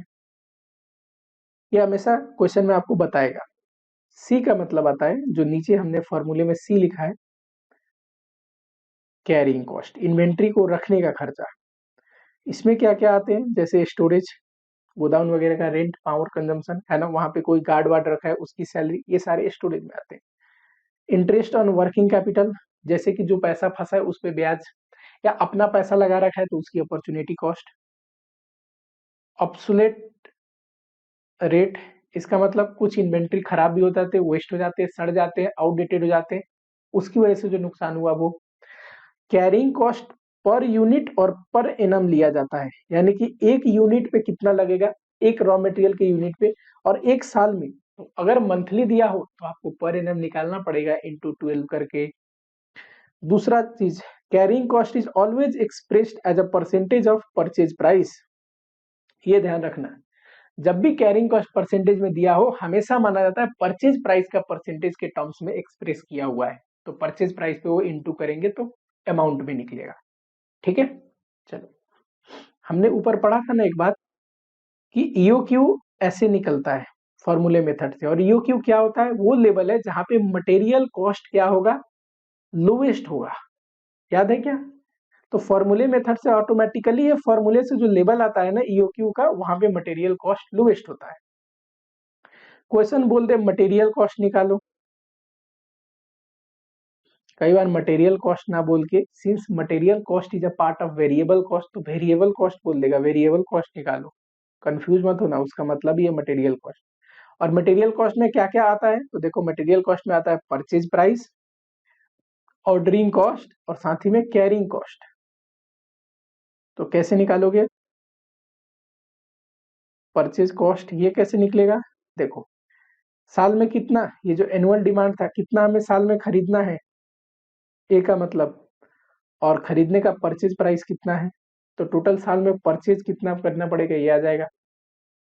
दूसरा ऑर्डरिंग कॉस्ट, ये आता है number of order into ordering cost per order. साल में कितने बार ऑर्डर करना पड़ेगा, एन बोला मैंने, number of order into ordering cost per order. अच्छा नंबर ऑफ ऑर्डर कितने बार साल में ऑर्डर करना पड़ेगा, ये कैसे आएगा, तो ये आएगा एनुअल डिमांड, साल में कितना मंगाना है, डिवाइड बाय ईओक्यू, एक बार में कितना मंगा रहे हैं। साल में मान लो 12,000 मंगाना है और एक बार में हम 1000 मंगा रहे हैं, तो कितनी बार मंगानी पड़ेगी, 1000 करके मंगा रहे हैं और 12,000 मंगाना है तो 12 बार मंगाना पड़ेगा। एनुअल डिमांड भी डिवाइड बाय ईओक्यू करोगे तो एन का वैल्यू आता है number of order into ordering cost. एक और होता है ना कैरिंग कॉस्ट, कैरिंग कॉस्ट लगता है एवरेज इन्वेंट्री पे, जो इन्वेंट्री आपने रखा है उसी पे तो लगेगा, average inventory into carrying cost. ये पर यूनिट पर एनम लिया जाता है, ऊपर मैंने एक्सप्लेन किया आपको। एवरेज इन्वेंट्री का फॉर्मूला बताओगे, मिनिमम लेवल या फिर safety level plus half of reorder quantity. Average inventory का दो फार्मूला पढ़ाया था ना, maximum plus minimum divide by 2, और मैंने क्या बोला था बढ़िया वाला फार्मूला कौन सा है, ये जो ज्यादा रियलिस्टिक है, minimum level plus half of reorder quantity. वैसे जब भी आपको रीऑर्डर क्वांटिटी ईओक्यू का फॉर्मूला का क्वेश्चन आएगा तो वहां मिनिमम मैक्सिमम लेवल का ज्यादा जिक्र होगा नहीं, तो पहला वाला फॉर्मूला तो ऐसे भी नहीं लगा सकते। Minimum level plus half of EOQ into carrying cost, तो ये आ गया मटेरियल कॉस्ट। ठीक है, और मटेरियल कॉस्ट ईओक्यू पे क्या होता है, लोएस्ट होता है, सबसे कम मटेरियल कॉस्ट यहीं पे आएगा। मजे की बात, फॉर्मूला मेथड एक कॉन्सेप्ट पे बेस्ड है कि एट ईओक्यू, जहां ईओक्यू है वहां ऑर्डरिंग कॉस्ट और कैरिंग कॉस्ट सेम आएगा, यानी कि ये जो निकालोगे ना और ये निकालोगे तो सेम ही आएगा। एग्जाम में एक निकालने के बाद सेम ही फिगर यहाँ पे भी डालोगे तो चलेगा, क्योंकि ऑर्डरिंग कॉस्ट और कैरिंग कॉस्ट सेम ही आना चाहिए। इसी कंसेप्ट पे तो ये फॉर्मूला बना है 2AO divide by C root over, समझ रहे हो। तो ईओक्यू ऐसा लेवल है जहां पे ऑर्डरिंग कॉस्ट और कैरिंग कॉस्ट सेम आता है। जब प्राइस चेंज होता है तो उसका एक ही कारण है, ड्यू टू डिस्काउंट। कई बार हमें डिस्काउंट मिल जाता है, एंड जनरली डिस्काउंट जो होते हैं eight the time of purchase वो क्वांटिटी की वजह से ही होते हैं, क्वांटिटी डिस्काउंट, वॉल्यूम डिस्काउंट, है ना। उस केस में आपको ट्रायल एंड एरर मेथड लगाना है। कैसे पता चलेगा कि sir trial and error method का क्वेश्चन है, वो अभी क्वेश्चन डिस्कस करूंगा, खुद ही समझ जाओगे। बट आप ध्यान रखना, ईओक्यू में मैंने क्या पढ़ा था, ईओक्यू ऐसा ऑर्डर साइज है जहां पे आपको क्या करना है, मटेरियल कॉस्ट लोएस्ट होना चाहिए। तो हम उसी प्राइस रेंज का ऑर्डर प्लेस करेंगे जहां पे मटेरियल कॉस्ट लोएस्ट हो। मैंने आपको बताया था मटेरियल कॉस्ट में क्या क्या आता है, परचेज प्राइस तो आता ही है, purchase cost plus ordering cost plus carrying cost, तीनों को जोड़ दोगे तब आएगा मटेरियल कॉस्ट। ठीक है, अगला टॉपिक है अपना स्टोर लेजर। याद करो, control material cost control technique में इन्वेंट्री टर्नओवर रेशियो पढ़ा हमने, इन्वेंट्री लेवल पढ़ा, ईओक्यू पढ़ा, चौथा पढ़ रहे हैं स्टोर लेजर। अब स्टोर लेजर से रिलेटेड ये जिस टॉपिक में है वो तो थ्योरेटिकल टॉपिक है ही, material cost control technique, perpetual inventory system and continuous stock taking का हिस्सा है ये। लेकिन हम सिर्फ प्रैक्टिकल में स्टोर लेजर ही पूछता है, तो स्टोर लेजर और बिल कार्ड का difference plus perpetual inventory system क्या होता है, ये थोड़ी बहुत बेसिक अंडरस्टैंडिंग आपको यहाँ लेना जरूरी है, तभी आप स्टोर लेजर अच्छे से समझोगे। और क्वेश्चन प्रैक्टिकल स्टोर लेजर बनाने को पूछ सकता है, पूछा भी है पास्ट में, ठीक। और थोड़ा सा इसका जो कंप्लीट थ्योरेटिकल पोर्शन है परपेचुअल इन्वेंट्री सिस्टम का, वो मैं जब थ्योरी लेक्चर लूंगा तो वहां पे दोबारा आपको याद दिलाऊंगा, सेम चीज रिपीट करके थोड़ा सा उसका एडवांस वर्जन आपको पढ़ाऊंगा। ठीक है, चलो सबसे पहले पढ़ते हैं परपेचुअल इन्वेंट्री सिस्टम क्या होता है।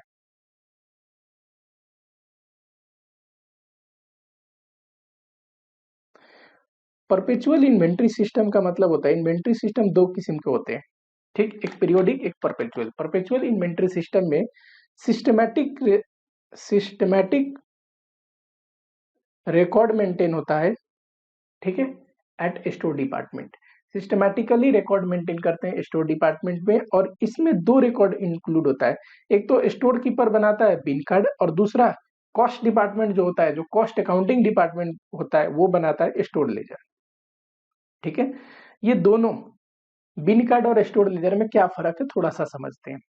मान लो यहाँ पे स्टोर है, यहाँ पे अपना सप्लायर है जिससे हम गुड्स खरीदते हैं, ये स्टोर में भेजता होगा गुड्स जब हम परचेज करते होंगे तो, है ना। और स्टोर का काम है जहां पे प्रोडक्शन हो रहा है, जब जब उनको गुड्स की रिक्वायरमेंट हो, रॉ मटेरियल की रिक्वायरमेंट हो, उनको इश्यू करे। करेक्ट। हो सकता है कई बार कि ये जो स्टोर है ये गुड्स को रिटर्न भी करता होगा, जब परचेज रिटर्न होता होगा तो इसके रिप्लेसमेंट में फर्दर गुड्स भी आते होंगे जिसको रिप्लेसमेंट बोलते हैं। कई बार नहीं, कोई गुड्स खराब निकला, ऑर्डर किया था हमने तो हमने भिजवा दिया वापस, तो उसके रिप्लेसमेंट में अच्छी गुड्स आई। हम इशू तो करते हैं, कई बार एक्सेस इशू होने की वजह से हमें रिटर्न भी आ जाता है प्रोडक्शन डिपार्टमेंट से, है ना। कुछ तो मटेरियल यहाँ भी लॉस हो जाते हैं स्टोर के अंदर, जैसे कि फायर हो गया, है ना, इम्बेजलमेंट हो गया, किसी ने चोरी कर ली। मान लो स्टोर कीपर है, स्टोर कीपर मतलब इस स्टोर का ध्यान रखने वाला जो इंसान होता है ना, जो डिटेल मेंटेन करता है, उसको बोलते हैं स्टोर कीपर। उसी ने चोरी कर लिया, जॉब छोड़ते टाइम कुछ सामान लेके गायब हो गया, क्या कर सकते हैं। एंड कुछ तो नॉर्मल लॉस भी होते हैं। अच्छा, ये दोनों तो अब नॉर्मल लॉस का एग्जांपल था, फायर इंकर्ड होना, इम्बेजलमेंट होना, ठीक है। कुछ मटेरियल लॉस नॉर्मल भी होते हैं, है ना, जैसे रोस्टिंग की वजह से मटेरियल डिस्ट्रॉय हो जाता है, इवापोरेशन की वजह से हो जाता है, कुछ मटेरियल डीके वाले होते हैं, थोड़ा बहुत डीके हो जाते हैं, तो नॉर्मल लॉस भी थोड़ा बहुत होता है। ठीक है, चलो अब जितने भी मटेरियल आ रहे हैं, है ना, परचेज करके, जितने भी मटेरियल इश्यू कर रहे हैं और बच गए स्टोर में जितने भी मटेरियल है, इसके डिटेल दो जगह मेंटेन होता है। एक तो यहाँ पे स्टोर कीपर होता है जो स्टोर का ध्यान रखता है, वो मेंटेन करता है बीन कार्ड।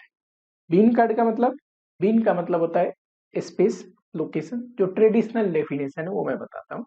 और कार्ड का मतलब होता है, अब इसका नाम बीन कार्ड कैसे पड़ा, जिस स्टोर के स्पेस और लोकेशन में सामान रखी जा रही है वो डिटेल जिस कार्ड पे रहता है ना, कितना सामान आया, कितना सामान हमने इश्यू कर दिया प्रोडक्शन डिपार्टमेंट में, कितना सामान है, उसी को बोलते हैं बिन कार्ड। बिन कार्ड कुछ भी नहीं है, बस एक क्वांटिटी का डिटेल है जो स्टोर कीपर मेंटेन करके रखता है। जहां पे सामान है वहां पे एक डिटेल चिपका दिया, है ना, वहां पे जब जब आती है सामान लिखते जाता है, इतना इतना ये आया, जब जब गई हटाते जाता है, इतना इतना ये इश्यू हो गया, अंत में जितना बचा वो बैलेंस। ठीक, तो स्टोर कीपर मेंटेन करता है बिन कार्ड, और बिन कार्ड सिर्फ क्वांटिटी का डिटेल मेंटेन करते हैं। बिन कार्ड में बहुत डिटेल नहीं होता, उसमें तो सिर्फ कितना आया, कितना इश्यू हो गया, कितना बचा है, ये डिटेल मेंटेन करते हैं। वैसे ही एक होता है कॉस्ट डिपार्टमेंट, जिनका काम है रिकॉर्डिंग करना, कॉस्ट को रिकॉर्ड करना। ठीक है, अब कॉस्टिंग डिपार्टमेंट मेंटेन करते हैं स्टोर लेजर। स्टोर लेजर में ये मेंटेन करते हैं कितना मटेरियल आया, कितना मटेरियल इश्यू किया, कितना मटेरियल बैलेंस है। लेकिन इसके साथ थोड़ी सी ये स्टोर लेजर में डिटेल क्या है कि ये क्वांटिटी का डिटेल तो है ही, वैल्यू का भी डिटेल होता है, किस रेट का मटेरियल है, किस वैल्यू का मटेरियल है, ये भी मेंटेन होता है इसमें। ठीक है, डिटेल में इस दोनों का डिफरेंसेस जो है ये आपको थ्योरेटिकल लेक्चर में पढ़ाऊंगा। ये थ्योरी आता भी है, स्टोर कार्ड और बिन लेजर का थ्योरी आपको पता होनी चाहिए। लेकिन मोटा मोटी एक डिफरेंस बस आप याद रखो कि स्टोर लेजर जो है ये quantity as well as value की भी डिटेल रखता है, लेकिन जो बिन कार्ड है ये सिर्फ क्वांटिटी का डिटेल मेंटेन करता है। बिन कार्ड को बनाता कौन है, स्टोर कीपर। स्टोर लेजर को कौन बनाता है, कॉस्ट अकाउंटेंट। ठीक है, चलो अब देखो, ये है स्टोर लेजर का फॉर्मेट, फटाफट से बनाओ। डेट यहाँ पे डालेंगे, परचेज आया तो परचेज लिखेंगे, इश्यू हुआ तो इश्यू लिखेंगे। रिसिप्ट, जितने भी स्टोर में आता है गुड्स वो रिसिप्ट साइड में एंट्री डालेंगे। स्टोर से जितने भी गुड्स जाते हैं वो इश्यू साइड में एंट्री डालेंगे, और स्टोर में जितने भी गुड्स है वो बैलेंस में एंट्री डालेगा। ठीक, देखो रिसिप्ट में बताना जरा, स्टोर में कब कब गुड्स आता होगा? परचेज के टाइम में। कई बार स्टोर ने प्रोडक्शन डिपार्टमेंट को इश्यू किया, हमारे एग्जांपल में था ना अभी, ये देखो परचेज के टाइम में स्टोर में गुड्स आता है। एक और बार आता है, देखो कई बार हमने इश्यू तो किया था, बाद में रिटर्न आ गया, तब भी रिसिप्ट साइड में एंट्री दिखाएंगे क्योंकि स्टोर में गुड्स आया। कब कब स्टोर से गुड्स जाता है, इश्यू साइड में एंट्री कब दिखाओगे? जब हमने प्रोडक्शन को इश्यू किया, हटाना पड़ेगा क्योंकि उसने गुड्स चले गए। दूसरा, जब हमने रिटर्न किया सप्लायर को, फिर आपको इश्यू साइड में एंट्री दिखानी पड़ेगी क्योंकि उतने गुड्स तो स्टोर से चले गए। मटेरियल लॉस, ये भी इश्यू साइड में ही आपको एंट्री दिखानी पड़ेगी। क्यों? क्योंकि ये भी मटेरियल तो चले गए किसी ना किसी रीजन से, चाहे वेस्टेज होके, डिस्ट्रॉय होके, अब नॉर्मल लॉस हो गए, पर मटेरियल रहे नहीं। ट्रीटमेंट क्या है ये डिटेल में पढ़ेंगे, पर एंट्री दिखाना कहाँ है, ठीक है, ये आपको ध्यान रखना है। इश्यू में क्या दिखाना है? कोई भी मटेरियल लॉस हुआ, हमने सप्लायर को रिटर्न कर दिया या फिर प्रोडक्शन को इश्यू किया, ये आएंगे। ठीक, चल समझ में आएगा? बेसिक सा फॉर्मेट है, date, particular, receipt, issue, balance. ठीक है, क्वांटिटी, रेट, रुपीज, कितना क्वांटिटी किस रेट का आया, और ये तो रुपीज का मतलब होता है वैल्यू। ठीक है, टोटल क्वांटिटी इंटू रेट करोगे तो कितने वैल्यू का गुड्स आया, ये है। ठीक, चलो अब आते हैं सेकेंड टॉपिक पे, जो कि है material pricing.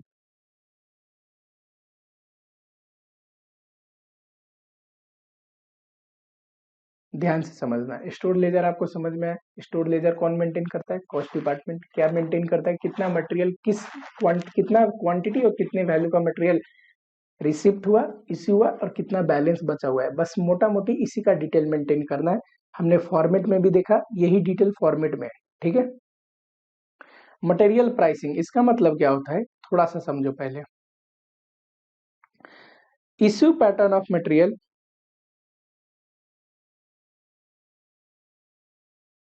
Value of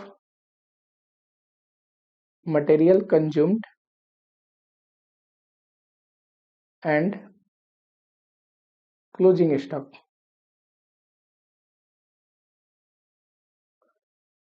depends on issue pattern of material.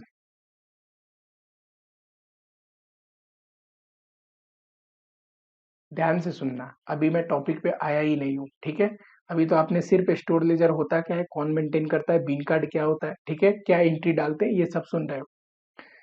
अब मटेरियल प्राइसिंग पे आते हैं। Value of material consumed and closing stock depends upon issue pattern of material. इसका कहने का मतलब क्या है, जरा देखना। फॉर एग्जाम्पल, यहाँ पे एक एग्जाम्पल लेता हूँ। 1 जनवरी को 100 यूनिट हमने खरीदा 10 रुपए के रेट से, तो 1000 का खरीदा मटेरियल, है ना। फिर 2 जनवरी को 100 यूनिट और खरीदा 12 रुपए के रेट से, 1200 का हो गया। 15 जनवरी को हमने इश्यू किया प्रोडक्शन डिपार्टमेंट को 150 यूनिट, करेक्ट। अगर हम इश्यू के लिए फीफो मेथड फॉलो करते हैं,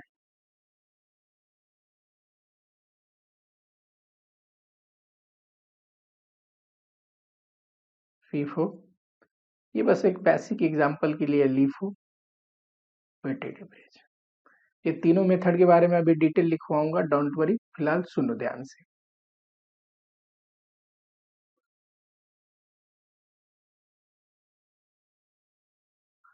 देखना जरा, हाँ, 1 जनवरी को हमने 100 यूनिट खरीदा 10 रुपए के रेट से 1000 का। 2 जनवरी को हमने फिर 100 यूनिट खरीदा 12 रुपए के रेट से, 1200 का हो गया। 15 जनवरी को प्रोडक्शन डिपार्टमेंट को 150 यूनिट इश्यू किया। अगर कंपनी फीफो मेथड फॉलो करती है, फीफो का मतलब होता है फर्स्ट इन फर्स्ट आउट, जो लॉट पहले आया है वो पहले इश्यू होगा, जो लॉट पहले आया है उसको पहले इश्यू किया हुआ माना जाएगा। ठीक है, उसको बोलते हैं फर्स्ट इन फर्स्ट आउट। इसमें क्या होता है, ओल्डर जो लॉट होते हैं, जो पुराने वाले, वो पहले इश्यू करते हैं। जैसे हमारे केस में फीफो मेथड है, 150 यूनिट अगर इश्यू करना हो तो फर्स्ट में कौन सा पहले लॉट आया है, ये वाला 10 रुपए वाला, फिर उसके बाद में कौन आया, 12 रुपए वाला। तो जब 150 यूनिट इश्यू किया गया होगा, 150 यूनिट प्रोडक्शन के लिए, तो पता है आपको ये मटेरियल में 100 यूनिट तो 10 वाले, और जब ये हो गए तब यहाँ पे आएंगे 50 यूनिट 12 रुपए वाले। तो क्लोजिंग स्टॉक क्या बचा होगा? क्लोजिंग स्टॉक इसमें से बचा होगा, ये जो 50 यूनिट 12 रुपए वाले का है ना, तो 50 यूनिट 12 के हिसाब से ये आ गया 600, 1000, 600, टोटल 2200। ठीक है, दूसरा एग्जांपल लेते हैं लिफो का। लिफो मेथड कहता है last in first out, latest जो परचेज है, लास्ट में लेटेस्ट जो परचेज है, ठीक है, उसको पहले इश्यू करेंगे। इस हिसाब से लेटेस्ट परचेज कौन सा है? ये 12 रुपए के रेट से, तो पहले ये इश्यू हुआ होगा 100 यूनिट 12 के रेट से, फिर 150 में इश्यू करना है। 50 यूनिट किससे इश्यू करोगे? उससे पुराने वाले से, ये 100 यूनिट 10 रुपीज के रेट से, तो इसमें से 50 इश्यू होगा। फिर क्लोजिंग स्टॉक बचा किस में से होगा? क्लोजिंग स्टॉक बचेगा ये 10 रुपीज के रेट से, तो क्लोजिंग स्टॉक 5 से आएगा और ये आएगा 12 से प्लस 5 से 17 से, ठीक है, 2200। देखो फीफो मेथड से मटेरियल कंज्यूम्ड अलग आ रहा है, 1600 आ रहा है, और क्लोजिंग स्टॉक अलग आ रहा है। लिफो मेथड से मटेरियल कंज्यूम्ड अलग आ रहा है, 17 से आ रहा है, और क्लोजिंग स्टॉक 5 से आ रहा है। तो यानी कि value of material consumed and closing stock depend करता है इश्यू पैटर्न क्या है। अगर हम ये मानते हैं कि ओल्डर मटेरियल पहले इश्यू हुआ है, first in first out method adopt करते हैं, तो अलग ही मटेरियल कॉस्ट का वैल्यू आएगा, और क्लोजिंग स्टॉक लेटेस्ट वाले मटेरियल से आएगा, जैसे हमने इसमें देखा। अगर लिफो मेथड मानते हैं लास्ट इन फर्स्ट आउट, यानी कि जो लास्ट में लेटेस्ट में परचेज है वहां से हम इश्यू करना शुरू करेंगे, वो पहले इश्यू हुआ होगा, तो वैल्यू ऑफ मटेरियल कंज्यूम्ड अलग आएंगे, और क्लोजिंग स्टॉक पुराने वाले स्टॉक से आएगा, है कि नहीं, अलग आएगा। वैसे एक एवरेज मेथड होता है, weighted average method. Weighted average method बोलता है वेटेड एवरेज प्राइस से आप इश्यू करिए। वेटेड एवरेज प्राइस क्या होता है? Total amount divide by total quantity. अब देखो टोटल अमाउंट करोगे तो 1000 रुपया प्लस 12 से 2200 का मटेरियल खरीदा हमने। कितना खरीदा? 100 यूनिट प्लस 100 यूनिट, 200 यूनिट, 11 रुपया रेट आएगा। तो कहता है 1 से 50 हमने इश्यू किया ना, ये 11 रुपये का रेट मान लो, वेटेड एवरेज कर दो, तो ये 15 से 50 आएगा या 16 से 50? देखिए 16 से 50, और जो 50 यूनिट बच गया ये भी 11 रुपए के रेट से, वेटेड एवरेज प्राइस हमने निकाल लिया, ये 5 से 50, ये भी 22 है। देखो 2200 का मटेरियल खरीदा, तीनों ही मेथड में मटेरियल कंज्यूम्ड अलग आ रहा है और वैल्यू ऑफ क्लोजिंग स्टॉक अलग आ रहा है, पर टोटल मटेरियल का कॉस्ट 2200 ही है। यानी कि इश्यू पैटर्न कैसा है? एवरेज प्राइस पे हम इश्यू कर रहे हैं कि फीफो मेथड फॉलो कर रहे हैं कि लीफो मेथड फॉलो कर रहे हैं, इससे डिपेंड करता है मटेरियल का कॉस्ट भी एंड साथ ही में क्लोजिंग स्टॉक भी। ठीक है, जरा एक चीज देखना, हमारे केस में मैंने अगर ऐसा एग्जांपल लेता,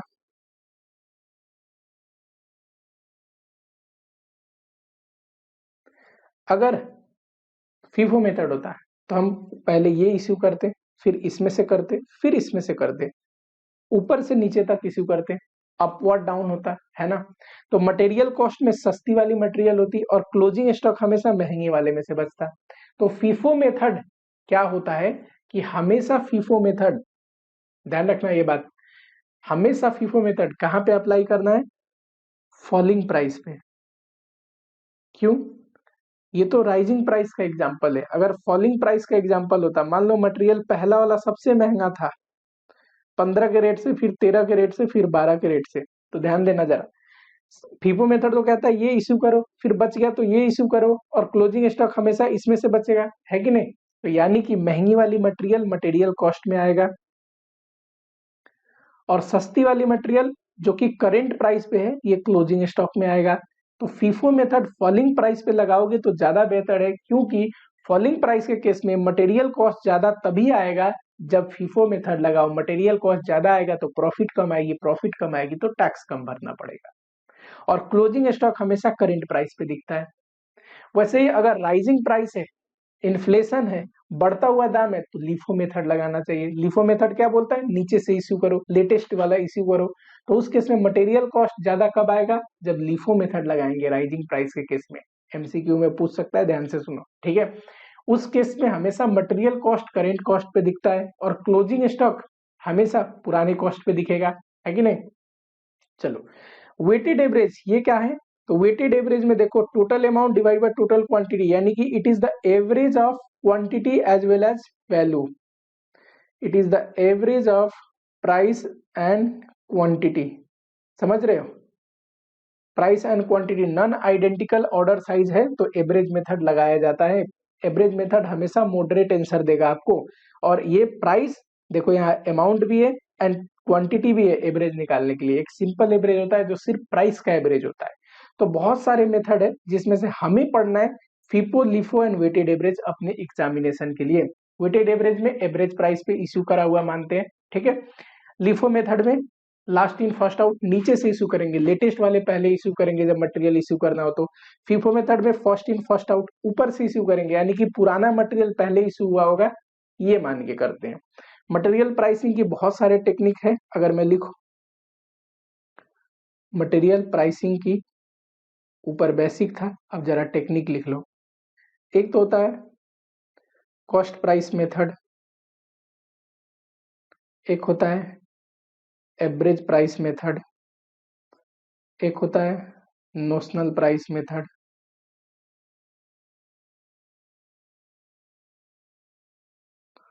कॉस्ट प्राइस मेथड में स्पेसिफिक कॉस्ट आता है। स्पेसिफिक कॉस्ट मतलब लिफो फीफो लगाने की जरूरत नहीं है, कोई एक इश्यू पैटर्न देखने की जरूरत नहीं, जो कॉस्ट का मटेरियल इश्यू हुआ वही। इसमें अकाउंटिंग थोड़ा ज्यादा करना पड़ता है। आइडेंटिकल स्टॉक है और कंटिन्यूअस इश्यू हो रहा है तो उस केस में स्पेसिफिक कॉस्ट लगाना मुश्किल है। पर स्पेशल ऑर्डर आया है उसकी कॉस्टिंग निकालना है तो स्पेसिफिक कॉस्ट मेथड लगाया जाता है।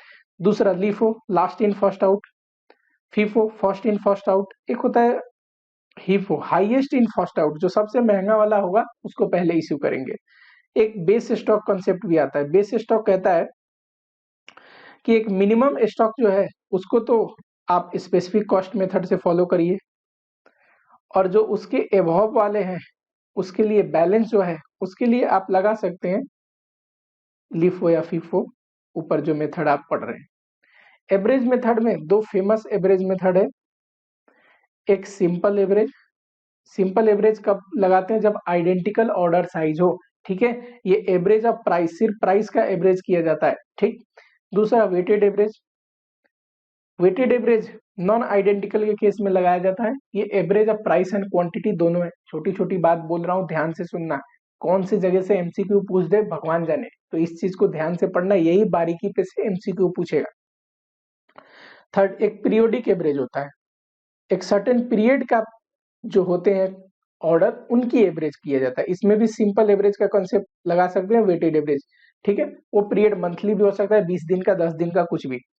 एक होता है मूविंग एवरेज, इसको बोलते हैं एवरेज ऑफ एवरेज। 20 दिन का एवरेज, फिर 20 दिन का एवरेज, फिर 20 दिन का एवरेज, ये तो हो गया एवरेज। इन तीनों का फिर से एवरेज करोगे तो हो जाएगा moving average, average of average. इसमें भी सिंपल एवरेज का कंसेप्ट से भी मूविंग एवरेज निकाल सकते हैं, वेटेड एवरेज के कंसेप्ट से भी मूविंग एवरेज निकाल सकते हैं। तो simple moving average, weighted moving average, ठीक। हमारे केस में ना सिर्फ हमें लिफो, फीफो, वेटेड एवरेज यही तीन पढ़ने हैं। ये तो मैं बेसिक आपको बता रहा हूं कि कितने तरीके से मटेरियल प्राइसिंग हो सकता है। नोशनल में एक होता है स्टैंडर्ड प्राइस। स्टैंडर्ड में भी दो होते हैं, बेस स्टैंडर्ड। स्टैंडर्ड प्राइसिंग का मतलब होता है ना, एक प्री डिटरमाइंड प्राइस लो, उसी पे मटेरियल को वैल्यूएशन कर दो क्लोजिंग स्टॉक के लिए। पर प्रॉब्लम ये है इसमें प्री डिटरमाइंड करेंट स्टैंडर्ड लेंगे कि बेस स्टैंडर्ड। इस साल का जो करंट प्राइस है उसको ध्यान में रखते हुए कि बेस स्टैंडर्ड, एक पर्टिकुलर ईयर को बेस ईयर मान लेते हैं, उस प्राइस को ध्यान में रख के वैल्यूएशन कर देते हैं। दूसरा इन्फ्लेटेड प्राइस मेथड भी है। इन्फ्लेटेड प्राइस मेथड में क्या बोला जाता है कि देखो बहुत सारे ऐसे मटेरियल है ना जो थोड़ा बहुत नॉर्मल लॉस हो जाते हैं, जैसे कि फॉर एग्जांपल इवापोरेशन हो गया। कुछ मटेरियल आया इवापोरेट होके कम हो जाता है, तो सिर्फ कॉस्ट पे आप वैल्यू मत करो, इवापोरेशन लॉस को भी ध्यान दो, क्योंकि वो भी तो आपको रिकवरी करने हैं ना। तो cost plus evaporation loss. Third है मार्केट प्राइस। नोशनल प्राइस का ही एक तरीका है, आपके बुक में अलग से दिया हुआ है मार्केट प्राइस, पर ये नोशनल प्राइस का ही हिस्सा आता है। इसमें आता है रिप्लेसमेंट वैल्यू, दूसरा रियलाइजेबल। अच्छा, closing stock replacement cost method से कैसे निकल सकता है? हम जो मटेरियल रख रखे हैं वैसे ही सिमिलर मटेरियल आज के डेट में किस प्राइस पे मिल रहा है, उस प्राइस पे वैल्यूएशन करने को बोलते हैं रिप्लेसमेंट प्राइस मेथड। रियलाइजेबल का मतलब हमारा ही मटेरियल आज के डेट में बेचने जाए तो किस प्राइस पे बिकेगा, वो रियलाइजेबल वैल्यू मेथड है। ठीक है, हमें क्या पढ़ना है, लिफो फिफो एंड एवरेज। समझ में आया आपको, सिर्फ तीन ही चीज आपके सिलेबस में, तो बहुत आपको ध्यान नहीं देना, थोड़ा बहुत इसलिए बेसिक बोलते गया मैं पढ़ाते टाइम कि थोड़ा बहुत बेसिक याद रहेगा, तो किसी और मेथड पे पूछे तो आपको ज्यादा कंफ्यूजन फील नहीं होगा। ठीक है, चलो रूल लिखो जरा इन तीनों के लिए। ये आ गया फीफो, ये आ गया लीफो, ये आ गया वेटेड एवरेज। अगर परचेज है कोई दिक्कत नहीं, entry on receipt side, receipt side में स्टोर लेजर में एंट्री करिए। ये देखो स्टोर लेजर, यहाँ पे एंट्री करो परचेज हो क्या आया तो। ठीक है, इसमें भी कोई दिक्कत नहीं, ये तो इश्यू करते टाइम ये मेथड काम आते हैं ना। दूसरा, अगर इश्यू हो रहा है, फीफो मेथड में इश्यू कैसे करते हैं, first in first out, older lot पहले इश्यू होगा। ठीक है, फर्स्ट इन फर्स्ट आउट इसका नाम ही है, जो पहले आया है उसको पहले इश्यू करेंगे। ये last in first out, shortcut में लिख देता हूं, इतने में आपको समझ में आएगा। लास्ट इन फर्स्ट आउट इसका मतलब क्या है, जो लेटेस्ट लॉट है बाद में खरीदा के आया है उसको पहले इश्यू करेंगे। एवरेज मेथड में issue at weighted average price, और वेटेड एवरेज प्राइस कैसे निकलता है,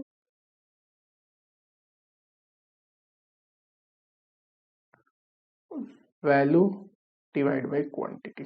चलो शॉर्टकट में लिख लो। थर्ड नंबर, अगर कोई इम्बेजलमेंट है या कोई शॉर्टेज है, अब नॉर्मल लॉस वगैरह है,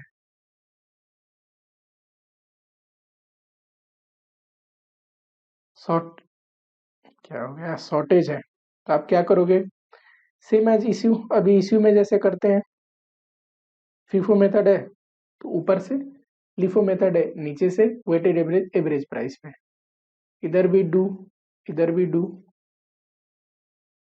चौथा नंबर है रिटर्न टू वेंडर। अगर मान लो वेंडर को रिटर्न कर दिया, कौन सा प्राइस का मटेरियल रिटर्न किया, अगर दिया है तो हम उस प्राइस का मटेरियल ही क्या करेंगे, इश्यू में दिखाएंगे, है ना। रिटर्न टू वेंडर क्या है, चला गया अपने पास से, इश्यू में दिखाना है, किस प्राइस पे दिखाना है, स्पेसिफिक प्राइस, क्वेश्चन बताएगा कौन सा मटेरियल उस, अगर ना हो तो लेटेस्ट परचेज, मानेंगे कि हाल ही में जो परचेज हो क्या है उसी को हमने रिटर्न किया है। यहाँ पे भी सेम ही नियम लगाना है आपको। रिप्लेसमेंट, कई बार वेंडर को हम रिटर्न तो कर देते हैं, उसके बदले में वो गुड्स भी भेजता है अपने को, फ्रेश गुड्स। तो जो भी ओरिजिनल प्राइस वाला गुड्स हमने रिटर्न किया है ना, रिटर्न करते टाइम जो प्राइस का गुड्स रिटर्न किया है, रिप्लेसमेंट भी उसी प्राइस का आएगा, है ना।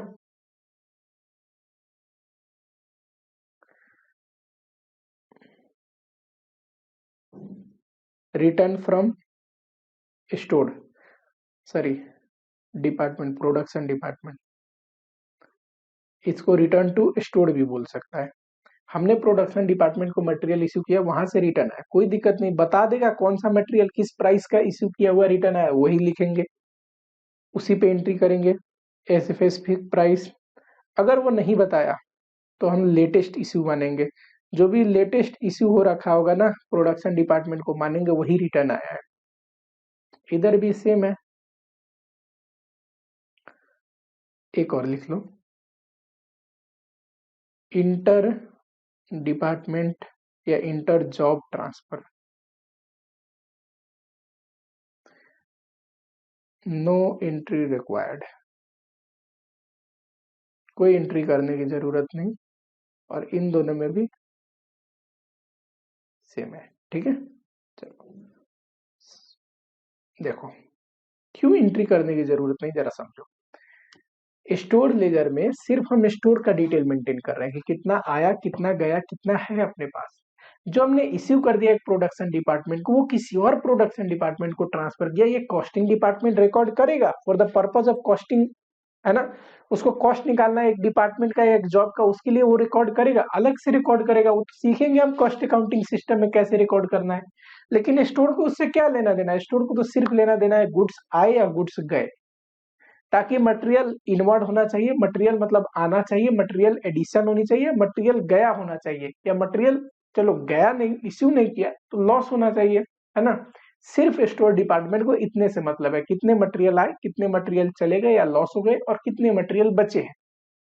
जो मटेरियल मैंने एक प्रोडक्शन डिपार्टमेंट को दिया है वो फर्दर किसी और को ट्रांसफर कर रहा है, तो कॉस्टिंग में इसका असर आएगा। जिस भी डिपार्टमेंट को मिला है वो गुड्स उसके कॉस्ट में इंक्लूड करना पड़ेगा, जिस भी जॉब पे गया है गुड्स उसके कॉस्ट में चार्ज करना पड़ेगा। पर ये हम कॉस्ट अकाउंटिंग सिस्टम में पढ़ेंगे, स्टोर लेजर में इसका कोई लेना देना नहीं, ठीक है। चल, और लास्ट टॉपिक है ABC एनालिसिस, बहुत आसान है, ठीक है। वैसे तो मैं कराता भी नहीं, थ्योरी में ही कवर कर देता हूँ, प्रैक्टिकल में ऐसा कुछ बचते नहीं है इसमें, पर कर लेते हैं फटाफट। ABC एनालिसिस बोलता है जितने भी मटेरियल है ना उसको 3 पार्ट में क्लासिफाई करना है, 3 आपको, एक तो A कैटेगरी, एक B कैटेगरी और एक C कैटेगरी, ठीक है। 3 कैटेगरी में सारे मटेरियल के। A कैटेगरी मटेरियल ऐसे होते हैं जो क्वांटिटी में तो कम ही होते हैं, लगभग 10% के आसपास, पर वैल्यू में बहुत ज्यादा होते हैं, लगभग 70% के आसपास। बी कैटेगरी ऐसे है जो क्वांटिटी में तो ओके ओके 20%, वैल्यू में भी ओके ओके। सी कैटेगरी ऐसे है ना, लो वैल्यू आइटम, क्वांटिटी बहुत ज्यादा है, क्वांटिटी में छोटे मोटे चीज नहीं होते, क्वांटिटी में बहुत ज्यादा है पर अमाउंट कम होते हैं, सस्ते होते हैं, वैल्यू में बहुत कम है, अराउंड 10%, तो ये बोलते हैं। और कंट्रोल कैसे आपको लगाना चाहिए, देखो जो आइटम एक कैटेगरी का है ना, जो कम ही वैल्यू मतलब कम ही क्वांटिटी में ज्यादा वैल्यू का आइटम है, उसको स्ट्रिक्ट कंट्रोल रखो आप, उस पर ध्यान रखो, उस पर हायर लेवल मैनेजमेंट उसको कंट्रोल करे या ध्यान रखे, ये ज्यादा जरूरी है, ठीक है। चलो, बी कैटेगरी का आइटम है उसको मॉडरेट कंट्रोल रखना जरूरी है, ठीक है। और सी कैटेगरी का आइटम है, ये क्या है, क्वांटिटी में बहुत ज्यादा होते हैं, वैल्यू में बड़े कम होते हैं, सस्ते वाले आइटम हो गए, इसमें लो कंट्रोल रखेंगे तब भी चलेगा।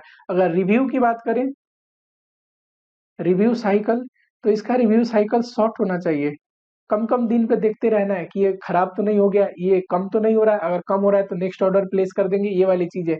इसकी रिव्यू साइकिल थोड़ा इससे बड़ा होना चाहिए, इसका रिव्यू साइकिल इससे भी बड़ा होना चाहिए, क्योंकि ये लो वैल्यू आइटम है, बार बार इनको ध्यान देने की जरूरत नहीं है, ठीक है।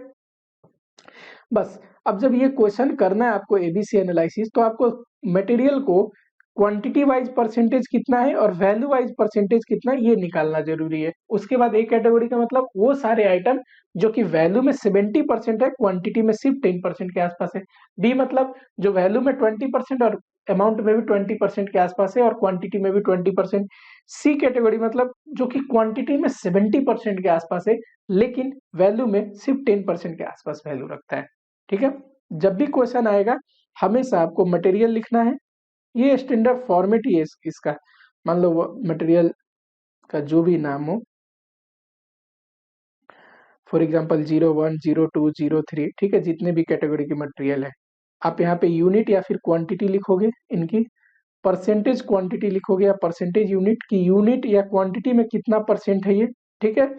फिर यहाँ पे कॉस्ट लिखोगे या वैल्यू लिखोगे, वैल्यू लिखो या कॉस्ट, ये कैसे निकलता है, हर एक का यूनिट में उनका कॉस्ट प्राइस इंटू कर दोगे तो टोटल कॉस्ट आ जाएगा, ठीक।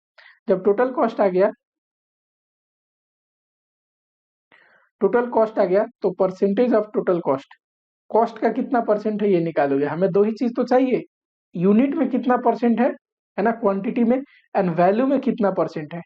और यहाँ पे रिमार्क, रिमार्क से पहले कई बार हमें रैंकिंग करनी पड़ती है, जब ज्यादा मटेरियल हो, मैंने तो एग्जांपल में 3-4 ही लिया, बहुत मटेरियल हो तो हमें ये पता करने के लिए रैंक दे देना होता है, सबसे हाई वैल्यू आइटम को फर्स्ट रैंक, उससे नीचे वाले को सेकंड, उससे नीचे वाले को थर्ड, फिर रैंकिंग कर दोगे तो रिमार्क देना आसान हो जाएगा।